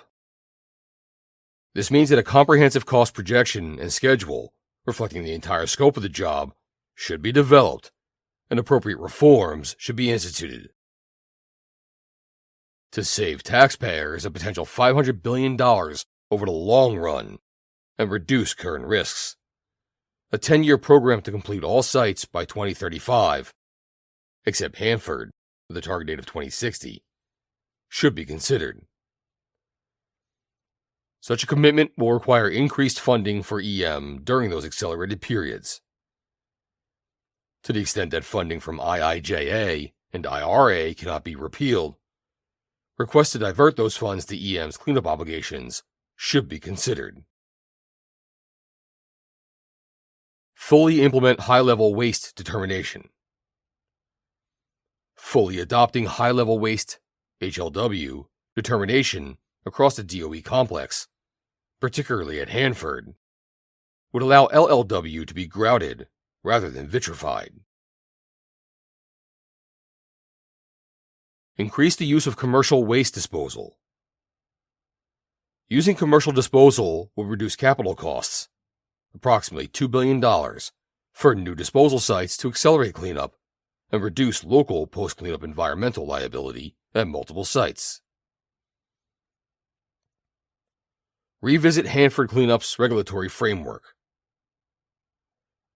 Hanford poses significant political and legal challenges with the state of Washington, and DOE will have to work with Congress to make progress in accelerating cleanup at that site. DOE and EPA need to work more closely to coordinate their responses to claims made under the TPA and work more aggressively for changes, including congressional action, if necessary, to achieve workable cleanup goals. Establish more direct leadership and accountability to the Deputy Secretary, consistent with the Government Accountability Office recommendations. Change environmental management's culture to promote innovation and completion. Budget. Environmental management received slightly less than $7.6 billion in FY 2021, and its budget request for FY 2023 is approximately $8.06 billion. The additional funding necessary to accelerate closure of the program will need to be considered as part of a broader government-wide discussion about yearly appropriations. Office of Civilian Radioactive Waste Management, OCRWM. Currently, Office of Spent Fuel and Waste Disposition. Mission/Overview. The Nuclear Waste Policy Act, NWPA, of 1982 conferred the responsibility for commercial nuclear waste disposal on the federal government. And in 2002, Congress designated a single repository located at Yucca Mountain in Nevada as the National Repository Site. The Act also established the Office of Civilian Radioactive Waste Management, OCRWM. The Obama administration shut down OCRWM in 2010. The Office of Spent Fuel and Waste Disposition, which is headed by a non-confirmed Deputy Assistant Secretary in the Office of Nuclear Energy, is currently responsible for the management of nuclear waste. An interim disposal is taking place on various sites. Providing a plan for the proper disposal of civilian nuclear waste is essential to the promotion of nuclear power in the United States. Needed reforms. Work with the Nuclear Regulatory Commission as it reviews DOE's permit application for Yucca Mountain. According to both the scientific community and global experience, deep geological storage is critical to any plan for the proper disposal of more than 75 years of defense waste and 80,000 tons of commercial spent nuclear fuel.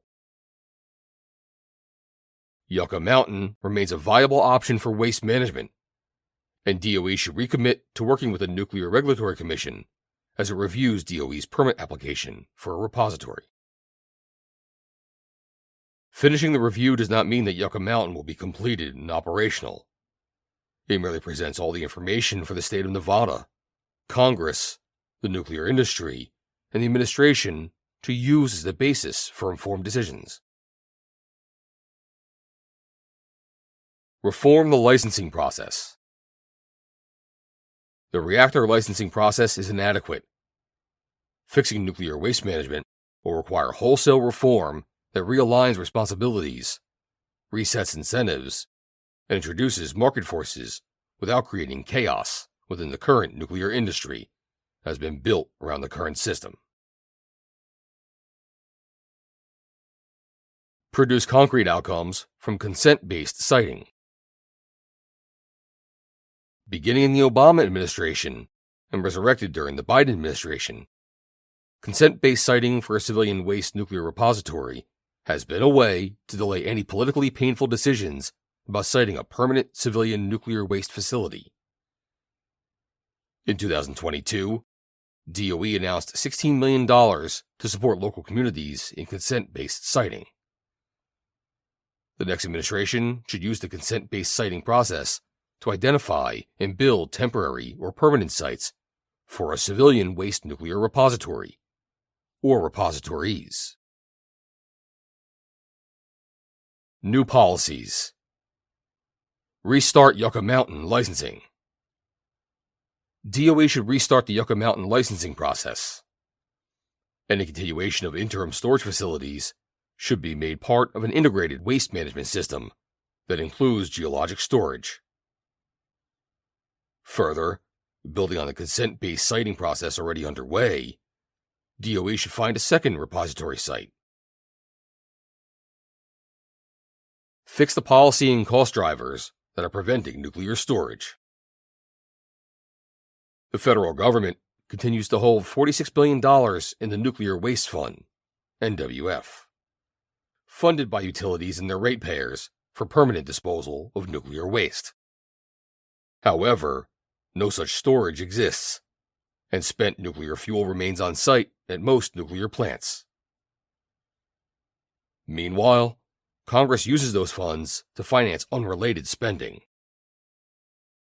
Moreover, DOE's violation of its contractual obligation to take the waste has resulted in the payment of approximately $10.1 billion in settlements and judgments to contract holders.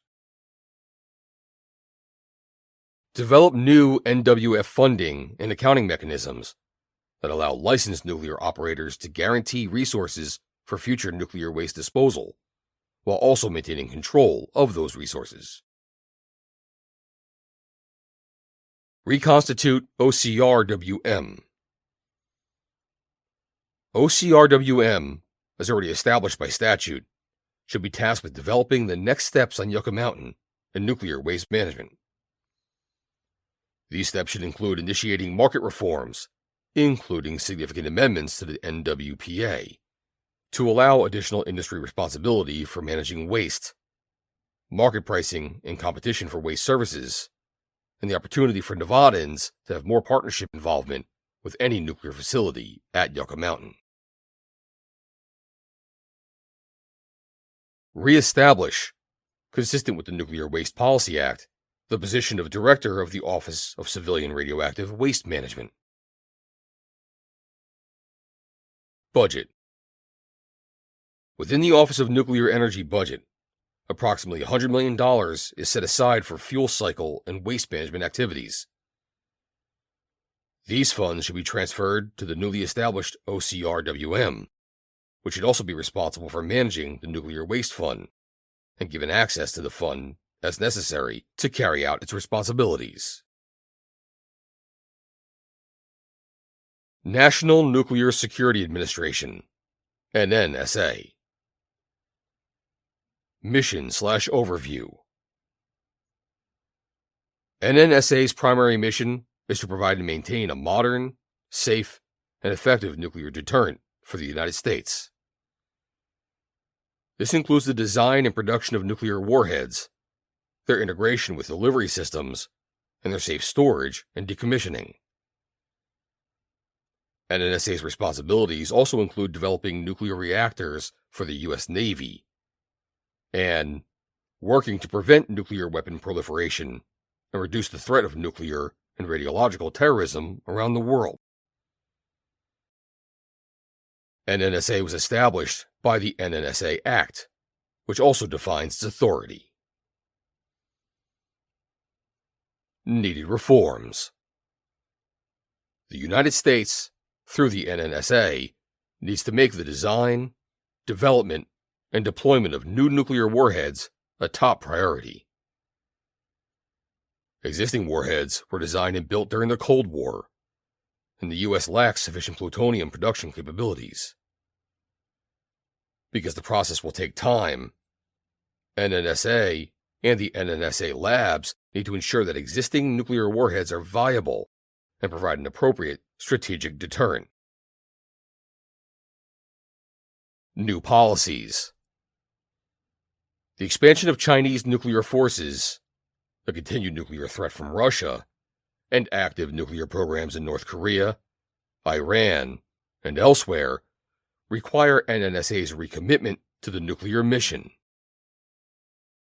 A conservative administration should continue to develop new warheads for each branch of the triad: land, sea, and air defenses.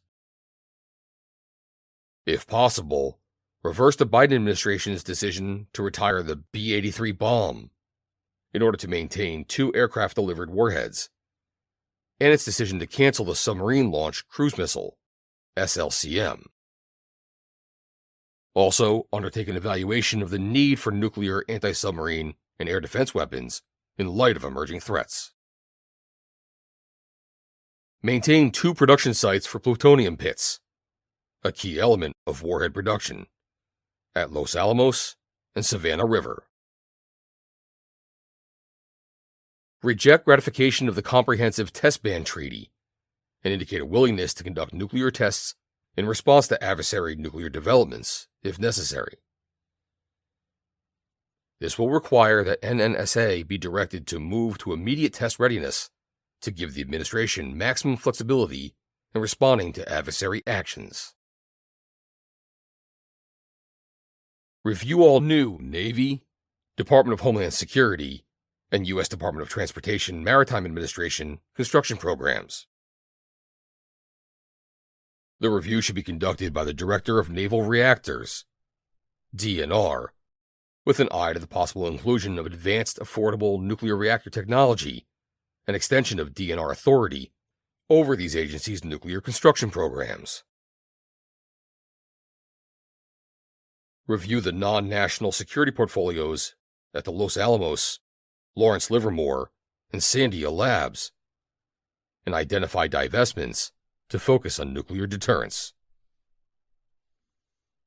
Los Alamos, Lawrence Livermore, and Sandia provide unique capabilities for nuclear deterrence, and each lab maintains extensive non-national security research programs and commercial activities. Review the operations of the Nuclear Weapons Council, NWC. The statutorily established NWC is required to report to the President and Congress, but needs to refocus its efforts on providing comprehensive oversight of DOE and DoD nuclear weapons policy and requirements. Budget. Concurrent modernization of the nuclear triad and its warheads will be a major challenge to the DoD and DOE budgets over the coming decade. DOE non-nuclear programs should be the first source of additional resources for NNSA activities. Divestment of non-nuclear activities from NNSA laboratories can address some overhead and operational costs. NNSA received $19.7 billion in 2021, and its FY 2023 budget request was $21.4 billion. The next administration should ensure that funding is targeted to the accelerated development of new warheads. Personnel. NNSA has tended to act as though it is not part of DOE and has resisted oversight by the Secretary of Energy. The NNSA Act grants some autonomy to the NNSA, but it also makes it clear that NNSA is under the authority of the Secretary. NNSA's leaders need to understand that ultimately they report to the Secretary. FERC, Electric Reliability and Resilience. Mission/Overview. The Federal Power Act tasks FERC, along with the FERC-designated North American Electric Reliability Corporation, NERC, with promoting the reliability of the bulk power system, the transmission and generation needed to power the electric grid. NERC develops technical standards, and FERC adopts them as mandatory standards, including cybersecurity standards, with which transmission providers, generators, and utilities must comply. Under the Federal Power Act, critical electric infrastructure security and issues like electromagnetic pulse, EMP, are addressed by both FERC and DOE. In addition, the Infrastructure Investment and Jobs Act directed FERC to establish incentive-based rate treatments by encouraging utilities to invest in advanced cybersecurity technology and participate in cybersecurity threat information sharing programs. Needed reforms. There is a growing problem with the electric grid's reliability because of the increased growth of subsidized intermittent renewable generation, like wind and solar, and a lack of dispatchable generation. For example, power plants powered by natural gas, nuclear, and coal, especially during hot and cold weather. FERC and NERC have been studying the potential for generation shortages across the nation in the summer and winter. Cyber and physical attacks also threaten the grid. Specific areas for reform include the following. Limit the impact of subsidized renewables on price formation. Subsidized renewable resources are undermining electric reliability in RTOs. The increase in subsidized intermittent resources is undermining the ability of RTOs' pricing models to support the reliable, dispatchable generation that is needed to serve the grid at all times. Reform the application of reserve margins. Reserve margins have become largely meaningless. Traditionally, the electric industry has used reserve margins to ensure that the grid has enough power plants to guarantee reliability. Generally, reserve margins represent the amount of generation available, power plants, to meet peak electric demand, the time of day and year when people are using the most electricity, plus a percentage of additional generation for backup.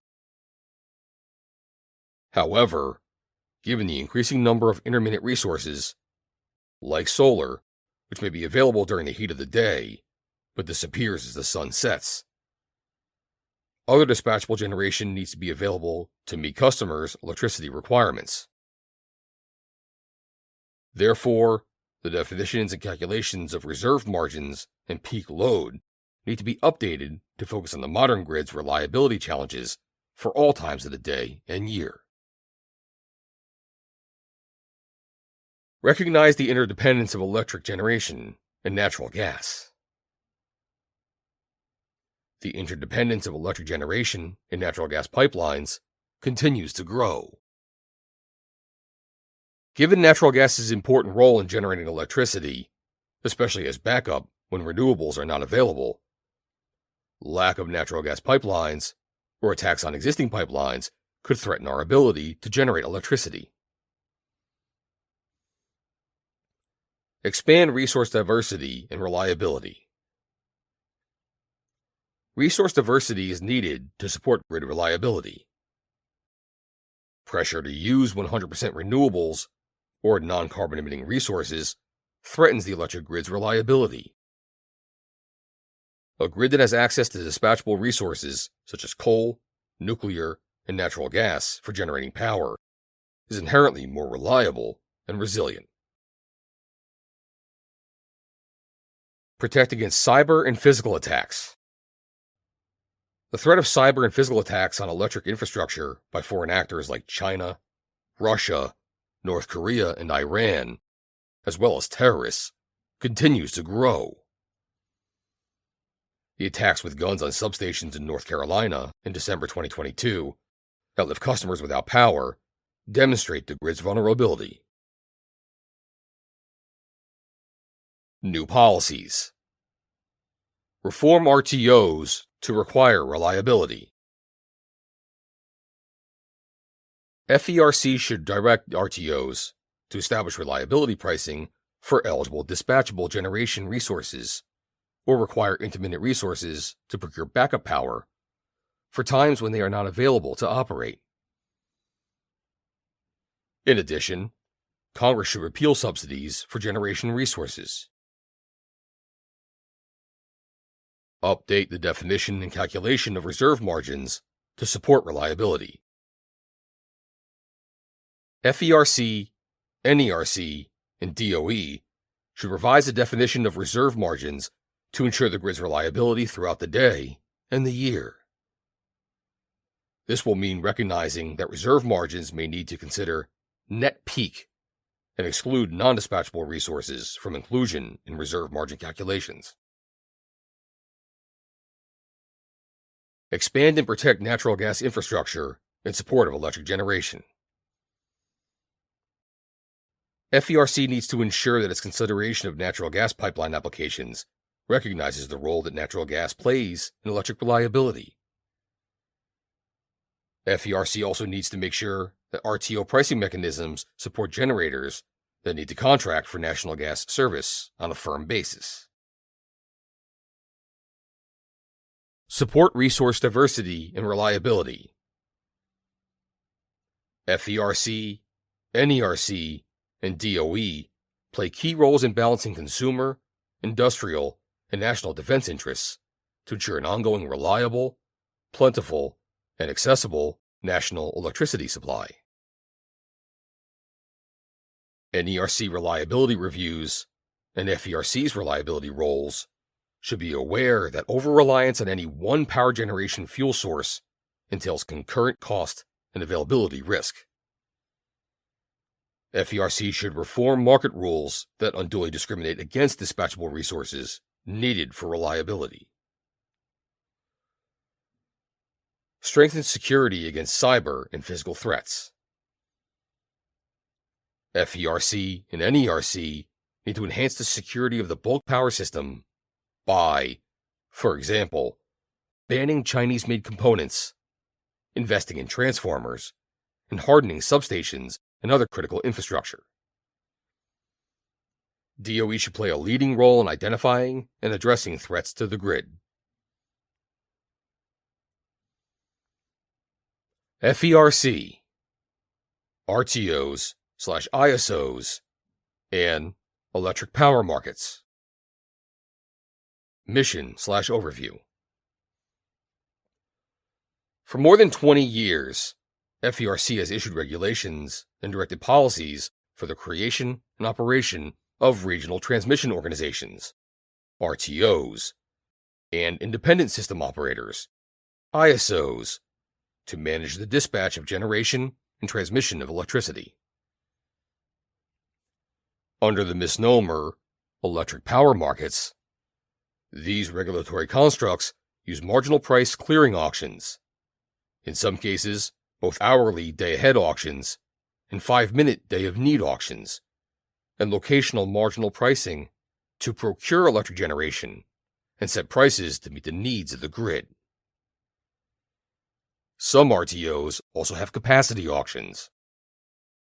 Of the nation's 7 RTOs, 6 are subject to FERC jurisdiction, but not ERCOT in Texas. Areas without an RTO include the Southeast and portions of the West, although California is in an RTO. Needed reforms. Too many conservatives have assumed that because RTOs are described as electric power markets, market forces of supply and demand set electric prices and benefit customers.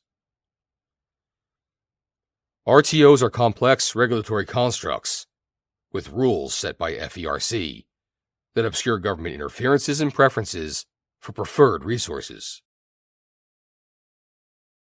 Furthermore, government preferences and subsidies for resources like wind and solar distort price formation for electricity, thus undermining the reliability of the grid. Finally, customers are not seeing the full economic benefits that non-fuel subsidized resources should provide. Additionally, electric reliability is threatened in many RTOs. As subsidized renewables, like wind and solar receiving tax credits, and state renewable portfolio standards, RPS programs, have disrupted market functions, price distortions have driven out reliable, dispatchable resources like coal, natural gas, and nuclear generation in various RTOs. The result? Electric reliability is decreasing in many parts of the country. As noted, FERC and NERC have been studying the potential for summer and winter shortages. RTOs are not providing the full economic benefits of renewables to customers. Because RTOs use marginal pricing auctions, where natural gas usually sets the clearing price paid to all generators, the economic benefits of renewables, no fuel, tax credits, etc., are flowing mainly to renewables investors and not to customers, although customers do benefit from some decrease in marginal costs. Yet reliability is decreasing, so customers are getting the worst of both worlds, paying more for electricity and having less reliability for the money. Big Green and Big Tech want RTO expansion. Renewable developers, large industrial users, and Big Tech tend to want RTO expansion for their own economic and ESG reasons. These entities can benefit economically from the complexity and marginal pricing regime of the RTOs. Increased costs and reliability problems are often shifted to other customers. Unlike vertically integrated utilities that are accountable to state elected officials and state public utility commissions, RTOs and their participants are accountable only to FERC. Even then, however, accountability is indirect through the tariffs, rules that the RTOs adopt and FERC approves. In addition, unlike utilities, generators in an RTO have no obligation to serve customers. New policies. FERC must make reliability of the grid and service to end use top priorities. To do so, it should re-examine the premise of RTOs. RTOs no longer seem to work for the benefit of the American people. Marginal price auctions for energy are not ensuring the reliability of the grid and are not passing the full economic benefits of subsidized renewables onto the customers. FERC needs to re-examine the RTOs under its jurisdiction to make sure that they procure reliable and affordable electricity for the benefit of the American people. Ensure that RTOs return to market fundamentals so that they serve customers, not special interests and political causes. FERC should require RTOs to ensure that reliable, dispatchable resources are properly valued to provide electricity when needed for the benefit of customers. Potential reforms could include 1.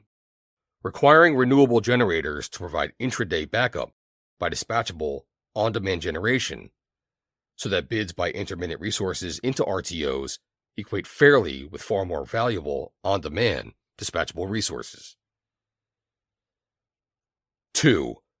creating dual energy markets for dispatchable and non-dispatchable resources. Or 3. Eliminating capacity markets where intermittent resources participate, and instead establishing reliability markets where dispatchable on-demand resources participate. Alternatives to marginal price auctions should also be considered. Direct the RTOs to ensure that the economic benefits of renewables, like tax credits and no fuel costs, are passed on to customers.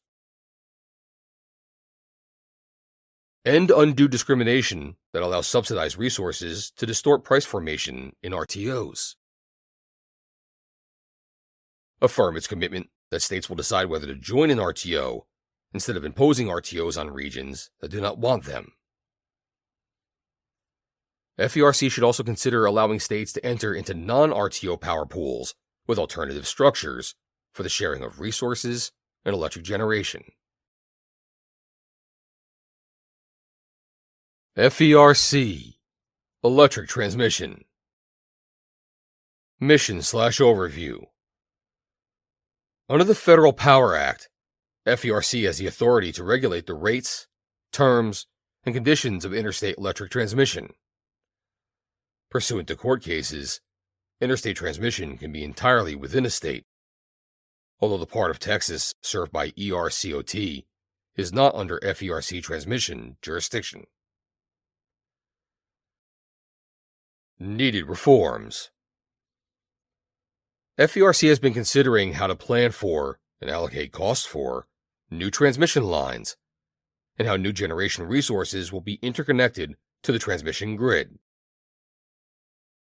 Transmission expansion and replacement decisions are usually made by local utilities or by an RTO or a regional planning entity. Through 2 major rulemakings, FERC is attempting to facilitate the building of more long-range transmission lines and to socialize more of the cost of transmission build-outs to more customers in order to make it cheaper for renewable developers, primarily, to interconnect to the grid and sell their power.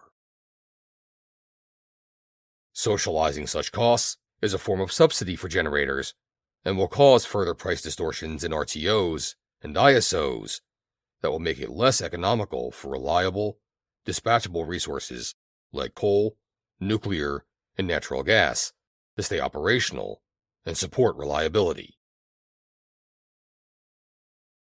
Also, under the Infrastructure Investment and Jobs Act, DOE and FERC are granted authority to site and permit high-priority transmission lines as National Interest Electric Transmission Corridors, NIETCs.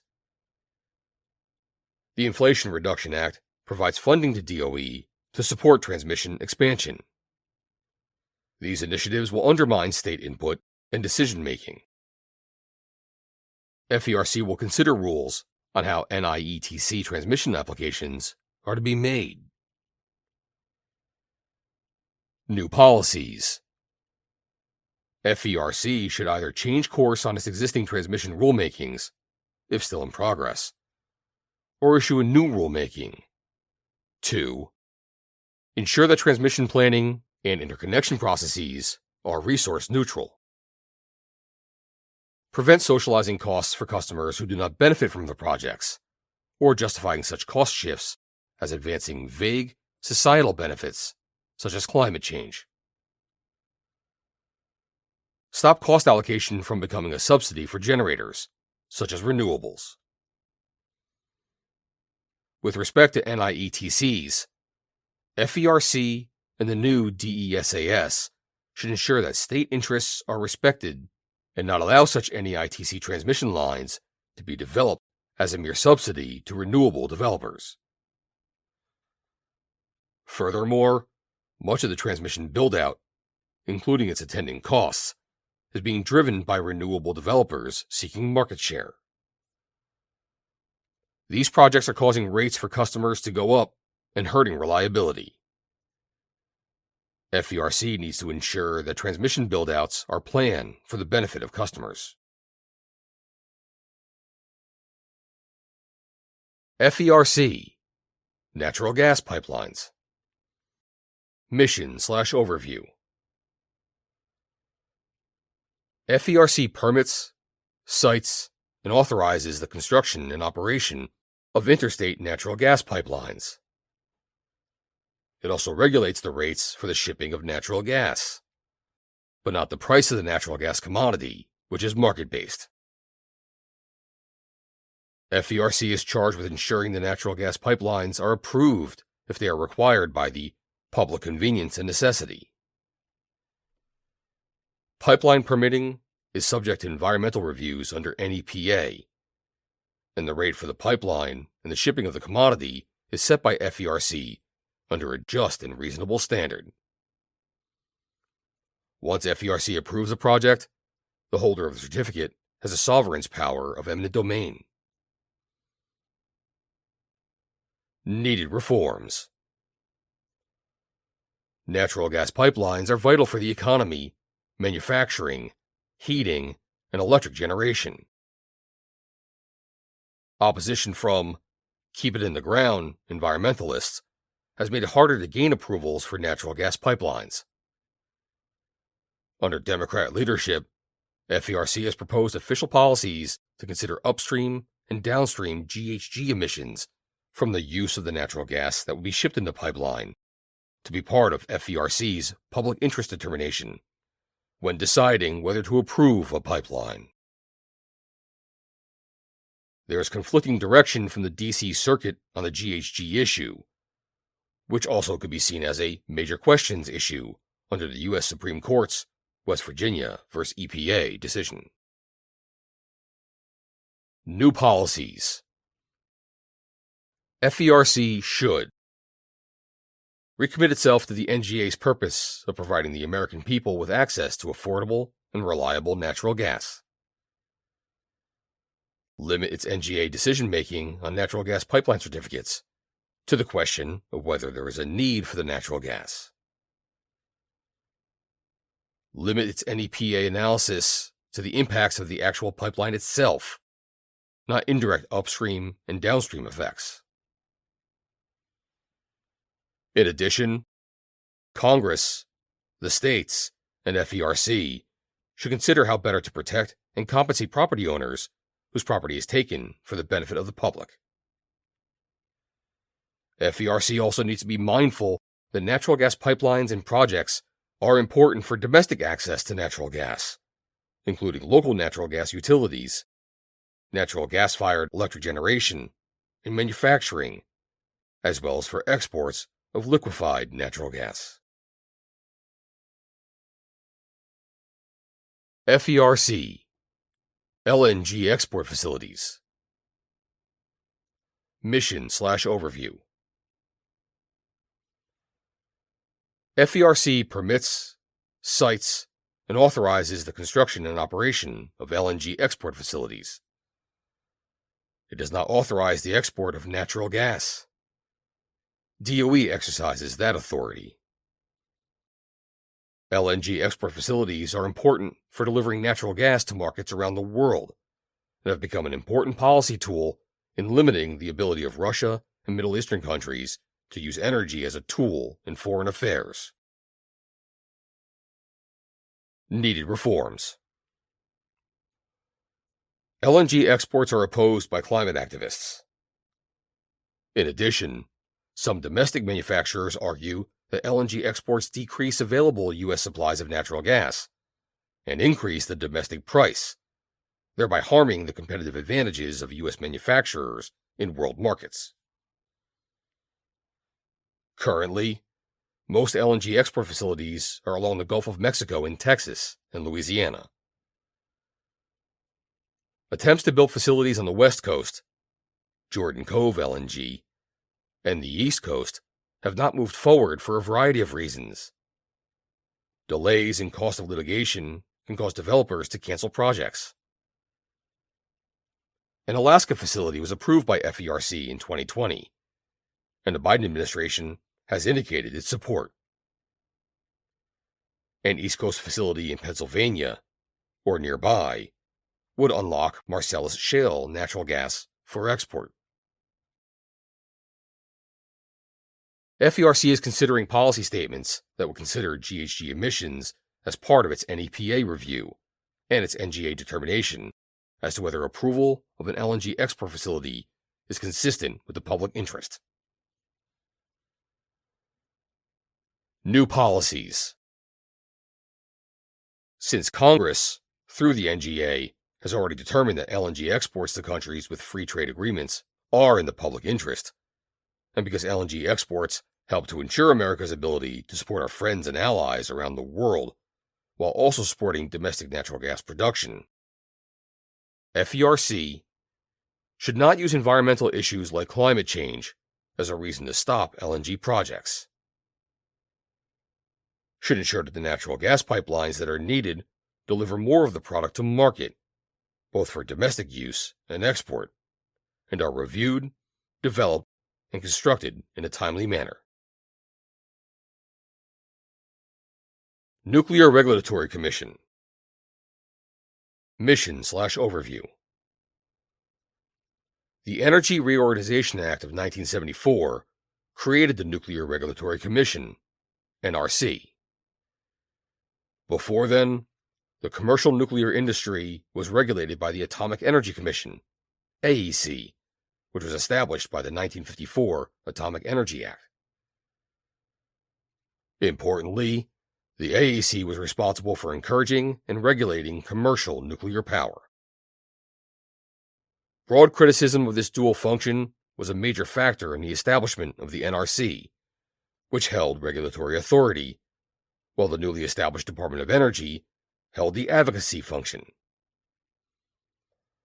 Today, the NRC is responsible for a broad range of regulatory activities, including reactor safety, oversight of nuclear materials, and protection against radiation, as well as permitting new reactors, certifying new reactor designs, and regulating nuclear waste management activities. Needed reforms. In 1989, the NRC established alternative licensing processes that were meant to provide a more predictable and efficient regulatory pathway for new light water reactors, LWRs, by combining construction and operating nuclear power plant licenses, allowing for early site permits, and establishing a framework for pre-approval of reactor designs. More recently, the Nuclear Energy Innovation and Modernization Act directed the NRC to establish a technology-neutral licensing process for new, advanced reactor technologies.